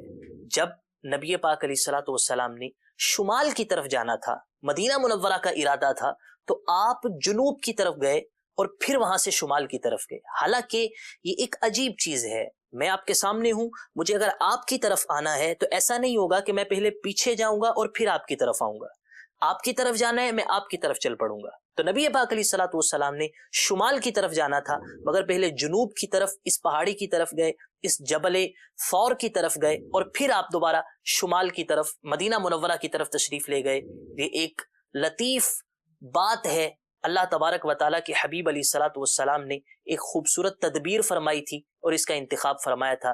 اللہ تبارک و تعالیٰ اس کی حقیقت جانتا ہے, نبی پاک علیہ الصلوۃ والسلام جانتے ہیں کہ آپ نے یہ تدبیر کیوں اختیار فرمائی. ہم اپنے سلسلے کا اختتام اعلیٰ حضرت رحمۃ اللہ علیہ کے شعر پر کریں گے.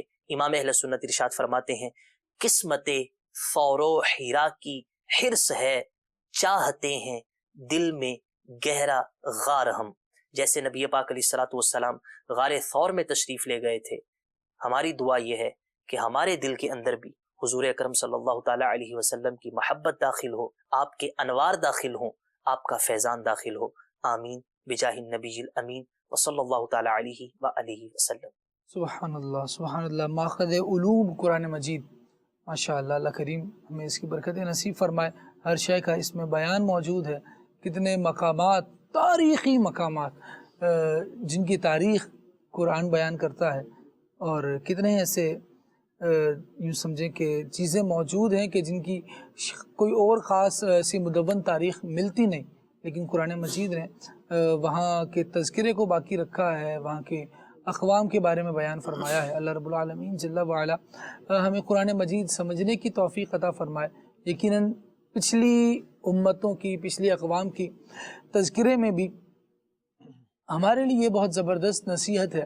اور ایک بڑی واضح بات یہ ہے کہ بہت سے لوگ ایسے تھے جو پہلے تھے, آج نہیں ہیں.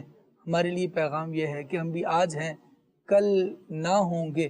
رب العالمین کے حضور پیش ہونا ہے, اپنے اعمال کو درست کیا جائے, اپنے عقائد کو مستقیم رکھا جائے. اللہ تبارک و تعالی ہم سب کو سچے اچھے عقیدوں پر استقامت نصیب فرمائے.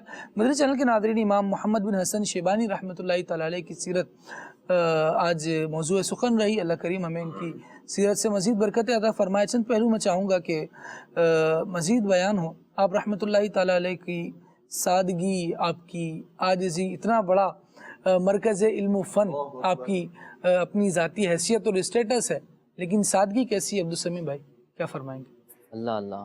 امام محمد شیبانی رحمۃ اللہ تعالی علیہ, آپ کی سادگی ایسی ہے کہ آپ بہت مالدار تھے, اور مال بھی ایسا تھا کہ 300 افراد تو آپ کے مال کے حساب کتاب پر مامور تھے. اللہ, اب حساب لگائیں کتنا مال ہوگا. آپ نے یہ سارا کا سارا مال علم فقہ کی ترویج اور اشاعت میں خرچ کر دیا. یہ بہت بڑی قربانی ہوتی ہے کہ بندہ اپنا مال یوں خرچ کر دے. اچھا, ایک طرف یوں ہو گیا, ہو جانے کے بعد اتنا سارا خرچ کر جانے کے بعد آپ کا جو اپنا لباس تھا نا, وہ بھی کوئی ایسا نہ بچا کہ جو عمدہ لباس ہو. حتیٰ کہ ایک دن ایسا ہوا کہ امام ابو یوسف رحمۃ اللہ تعالی علیہ, آپ نے ان کو بوسیدہ میں دیکھا. بوسیدہ کا پرانے کپڑوں میں بوسیدہ سے مراد وہی. تو آپ نے ایک عمدہ سا جوڑا بھجوا دیا, لیکن آپ نے قبول کرنے سے انکار کر دیا. اس کو دیکھ کے لگتا ہے کہ بزرگان دین نے سادگی خود سے اپنائی تھی، یعنی مجبوری میں نہیں تھی. جیسے امیر سنت کو ہم دیکھتے ہیں، آپ نے ایک دفعہ فرمایا بھی تھا میں چاہوں تو میں عمدہ لباس پہن سکتا ہوں لیکن مجھے سادگی پسند ہے. اور ایک حقیقت ہے کہ دین کا کام جس نے کرنا ہو اس کو سادہ ہی رہنا چاہیے. اور اس کا فائدہ کیا ہوتا ہے؟ جب آپ سادہ اور خوددار رہتے ہیں اللہ تبارک و تعالیٰ آپ کی ہیبت مالداروں پر، شان و شوکت والے جو دنیاوی شان و شوکت والے ان پر بھی ڈال دیتے ہیں، کیونکہ مقصود آپ کا دین کی خدمت ہے. اسی طرح آپ دیکھیں کہ امام محمد کے بارے میں آتا ہے کہ امام ابو عبید رحمۃ اللہ علیہ کہتے ہیں کہ ہم کہیں امام محمد شیبانی علیہ رحمہ کے ساتھ حاضر تھے، بیٹھے ہوئے تھے ان کی بارگاہ میں، تو اتنے میں خلیفہ ہارون رشید آ گیا. اب سب لوگ ادب میں کھڑے ہو گئے، وقت کا خلیفہ ہے، بادشاہ. مگر امام محمد رحمۃ اللہ تعالیٰ علیہ آپ اپنی جگہ تشریف فرما رہے. خلیفہ نے دیکھا تو لگتا ہے نا تھوڑی شرمندگی ہوتی ہے، تو اب اس نے شرمندگی سے بچنے کے لیے تھوڑا باہر چلا گیا کہ شاید توجہ نہ گئی ہو، دوبارہ آؤں. اب یہ پلٹ کر دوبارہ آیا، مگر امام محمد رحمۃ اللہ علیہ تعالیٰ علیہ آپ تشریف فرما رہے، کیونکہ سامنے دنیا دار شخص، یعنی اس حساب سے نا. اب اس نے کہہ دیا کہ آپ کو میری شان و شوکت کا علم نہیں ہے، اب میرے ادب میں نہیں کھڑے ہوئے. اللہ اکبر. امام محمد رحمۃ اللہ علیہ نے جو تربیت فرمایا دیکھو اے ہارون، ہمیں تمہارے گھرانے سے ایک حدیث ملی ہے. گھرانے سے مراد حضرت ابن عباس رضی اللہ تعالیٰ عنہ کی طرف آپ نے اشارہ فرمایا کہ، اور فرمایا تم نے ہمیں دین کی خدمت کے لیے چھوڑ رکھا ہے، اب تم کیا چاہتے ہو کہ ہم دین کی خدمت چھوڑ کر تمہاری خدمت میں لگ جائیں. اور یاد رکھو حدیث رسول صلی اللہ علیہ وآلہ وسلم ہے، جو شخص یہ چاہتا ہے کہ لوگ اس کے قیام میں کھڑے رہا کریں، اس نے اپنا ٹھکانہ جہنم بنا لیا. اللہ اکبر. اب سامنے خلیفہ ہے، یہاں سے یہ عالم دین ہے، وقت کے امام ہے، یہ اس انداز سے دین کی دعوت دے رہے، تو خلیفہ پہ ہیبت طاری ہو گئی. خلیفہ نے بہت سارا مال آپ کو نذرانے میں پیش کیا. آپ رحمۃ اللہ تعالیٰ علیہ نے اس کے سامنے تو مال قبول کر لیا، جیسے خلیفہ گیا آپ نے وہ مال بھی اللہ کی راہ میں قربان کر دیا. سبحان اللہ. کیونکہ مال کی جو محبت ہے نا، یہ سادگی سے تو دور کرتی ہے کم از کم. مال کی محبت، مال کا آنا الگ چیز ہے، مال کی محبت الگ چیز ہے. مطلب کتنے بڑے بڑے بزرگان دین کے آپ بارے میں دیکھیں، حضور غوث پاک رحمۃ اللہ تعالیٰ علیہ، آپ جتنا بڑا آپ کا نام ہے آپ اتنے بڑے مالدار تھے، لیکن آپ کی سادگی اٹھا کر دیکھ لیجئے. امام اعظم کی سادگی اٹھا کے دیکھ لیجئے، کتنے بڑے مالدار تھے. تو مال کا آنا برا نہیں ہے، مال کی محبت بری ہے. اللہ ہم سب کو سادگی عطا فرمائے، عاجزی عطا فرمائے. اور ویسے بھی دنیا میں بھی اگر رہنا چاہیے کہ نا دینی کیفیت، کہ آپ کی ایک دینی ذمہ داری ہے تو وہاں عاجزی سادگی ہونی چاہیے. دنیاوی حوالے سے بھی لوگ اسی کو عزت زیادہ دیتے ہیں جو عاجزی والا ہوتا ہے. من تواضع للہ رفعہ اللہ، جو اللہ کے لیے عاجزی کرتا ہے اللہ پاک اسے بلندی عطا فرمائے. سبحان اللہ. اللہ کریم ہمیں اپنی رضا حاصل کرنے کی توفیق عطا فرمائے، وہ کام کرنے کی سعادت دے جس میں اس کی رضا پوشیدہ ہو. اور مدنی چینل کے ناظرین، اللہ تبارک و تعالیٰ کی رضا حاصل کرنے کے لیے ایک بہترین ذریعہ اور اس کی رضا ملنے کا ایک بہت اعلیٰ سبب وہ ہے بندے کا صرف حلال کھانے پر اکتفا کرنا. اگر حرام کی طرف جائے گا اللہ تبارک و تعالیٰ کی رضا سے محروم رہے گا، اللہ تبارک و تعالیٰ کے دین کی برکتوں سے محروم رہے گا. امام محمد بن حسن شیبانی رحمۃ اللہ تعالیٰ علیہ، اس حوالے سے آپ کا کیا کردار و انداز رہا؟ عدنان بھائی کیا فرماتے ہیں؟ خالد بھائی، یقیناً بندہ جو ہے وہ دل میں زہد، تقوی اور طہارت اس وقت پیدا ہوتی ہے، یعنی یہ زہد و تقوی کی جو بنیادی شرائط ہیں اس کے اندر سے ایک جو ہے وہ حلال کھانا ہے، اکل حلال جسے کہا جاتا ہے. اور بزرگان دین اس پر جو ہے وہ بہت زیادہ فوکس رکھا کرتے تھے، اور نبی پاک علیہ السلام نے بھی اسی کی ترغیب دلائی ہے. بلکہ بندہ جب حلال اپنے کھانے کو جب حلال کر لیتا ہے، حلال ہی کھاتا ہے، تو پھر وہ مستجاب الدعوات بھی بن جاتا ہے. جیسے پاک میں نبی پاک علیہ السلام نے اس چیز کو بیان فرمایا. تو حضرت سیدنا امام محمد بن حسن شیبانی رحمۃ اللہ تعالیٰ علیہ، آپ اس معاملے میں کتنی قدر فرمایا کرتے تھے، کتنا احساس تھا کسی شخص نے، اور ان کے نزدیک اس کی کتنی اہمیت ہے کہ یہ حلال کھانا کس قدر اہم ہے. ایک بار کسی آدمی نے آپ سے کہا کہ حضرت آپ نے علم تصوف میں کوئی کتاب نہیں لکھی. ہمارے ہاں یوں کہہ لیں کہ لوگ یہ سمجھتے ہیں کہ تصوف ایک علیحدہ چیپٹر ہے, یہ ایک علیحدہ دنیا ہے, اور قرآن حدیث علیحدہ چیپٹر ہے. لیکن امام محمد رحمۃ اللہ تعالی بتا رہے ہیں کہ تصوف ہے کیا اصل میں. آپ نے ارشاد فرمایا میں نے لکھی ہے کتاب. اس نے کہا جی کون سی؟ فرمایا کتاب البیوع, خرید و فروخت کا باب, اور پھر ساتھ میں اس کو سمجھایا بھی کہ یہ کیسے تصوف پر کتاب ہے. آپ نے ارشاد فرمایا کہ جب کوئی آدمی خرید و فروخت کے جائز و ناجائز ہونے کا اسے علم ہی نہیں ہے, کیا خریدنا جائز ہے کیا بیچنا ناجائز ہے, ارشاد فرمایا کہ جب تک اسے اس کا علم نہیں ہوگا وہ حرام میں جا پڑے گا. مال جسے خریدنا حلال نہیں تھا, حرام تھا, اس نے خرید لیا. بیچنا حلال نہیں تھا, اس نے بیچ دیا.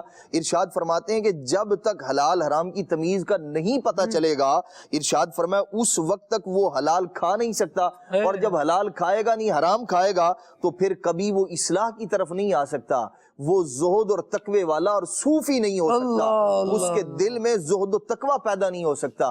اس لیے یہ صوفیت اور تصوف کو کوئی علیحدہ چیز نہیں شمار کیا کرتے تھے. وہ یہی جو خرید و فروخت جو بنیادی چیز ہے بندے کے زہد و تقوی کی, اور اس کی اہمیت کو یوں بھی سمجھا جا سکتا ہے کہ حضرت سیدنا عمر فاروق رضی اللہ تعالیٰ فرمایا کرتے تھے, فرماتے تھے خبردار وہ آدمی ہمارے بازار میں مت آئے جو خرید و فروخت کے مسائل نہیں جانتا, اسے پتہ ہی نہیں ہے حلال کیا ہے حرام کیا ہے, کیا چیز جو ہے وہ کس طرح بیچنی ہے کس طرح خریدنی ہے, خود بھی گناہ میں پڑے گا دوسروں کو بھی گناہ میں مبتلا کرے گا. تو حضرت امام محمد رحمۃ اللہ تعالی علیہ جہاں فقہ کے امام ہیں وہاں زبردست صوفی بھی ہیں, اور ان کے نزدیک تصوف کی کتنی اہمیت ہے. کتاب البیوع پوری کی پوری فرمایا یہی تصوف پر کتاب ہے. کیا بات ہے. اللہ کریم جل وعلا ہمیں عقل حلال صدق مقال, سچ بولنے, حلال کھانے اور اپنی بارگاہ سے جو اس نصیب فرماتا ہے اس پر قناعت کرنے کی توفیق عطا فرمائے. مدنی چینل کے ناظرین, سلسلہ پیش کیا, اس کے پیش کرنے میں جو غلطی کوتاہی ہو گئی رب العالمین کی بارگاہ میں توبہ کرتے ہیں. اللہ تبارک و تعالی ہمارے گناہوں کو معاف فرمائے, سلسلہ اپنی بارگاہ میں قبول فرمائے. سبحانک اللہم و بحمدک اشہد ان لا الہ الا انت استغفرک و اتوب الیک. صلاۃ و سلام شامل کرتے ہیں. مصطفیٰ سے کہہ دینا غم کے مارے سلام کہتے ہیں, یاد کرتے ہیں تم کو شام و سحر بے سہارے سلام کہتے ہیں. ذکر آخری مہینے کا تذکرہ چھڑ گیا مدینے کا, حاجیوں مصطفیٰ سے کہہ دینا, حاجیوں مصطفیٰ سے کہہ دینا غم کے مارے سلام کہتے ہیں. شبا مصطفیٰ سے کہہ دینا غم کے مارے سلام کہتے ہیں. یاد کرتے ہیں تم کو شام و سحر بے سہارے سلام کہتے نیا دن ہے صبح ہو پھر آئی ہے دیکھو, لبوں پر ہے ذکر خدا ذکر آقا, کھلے آنکھ صلی اللہ کہتے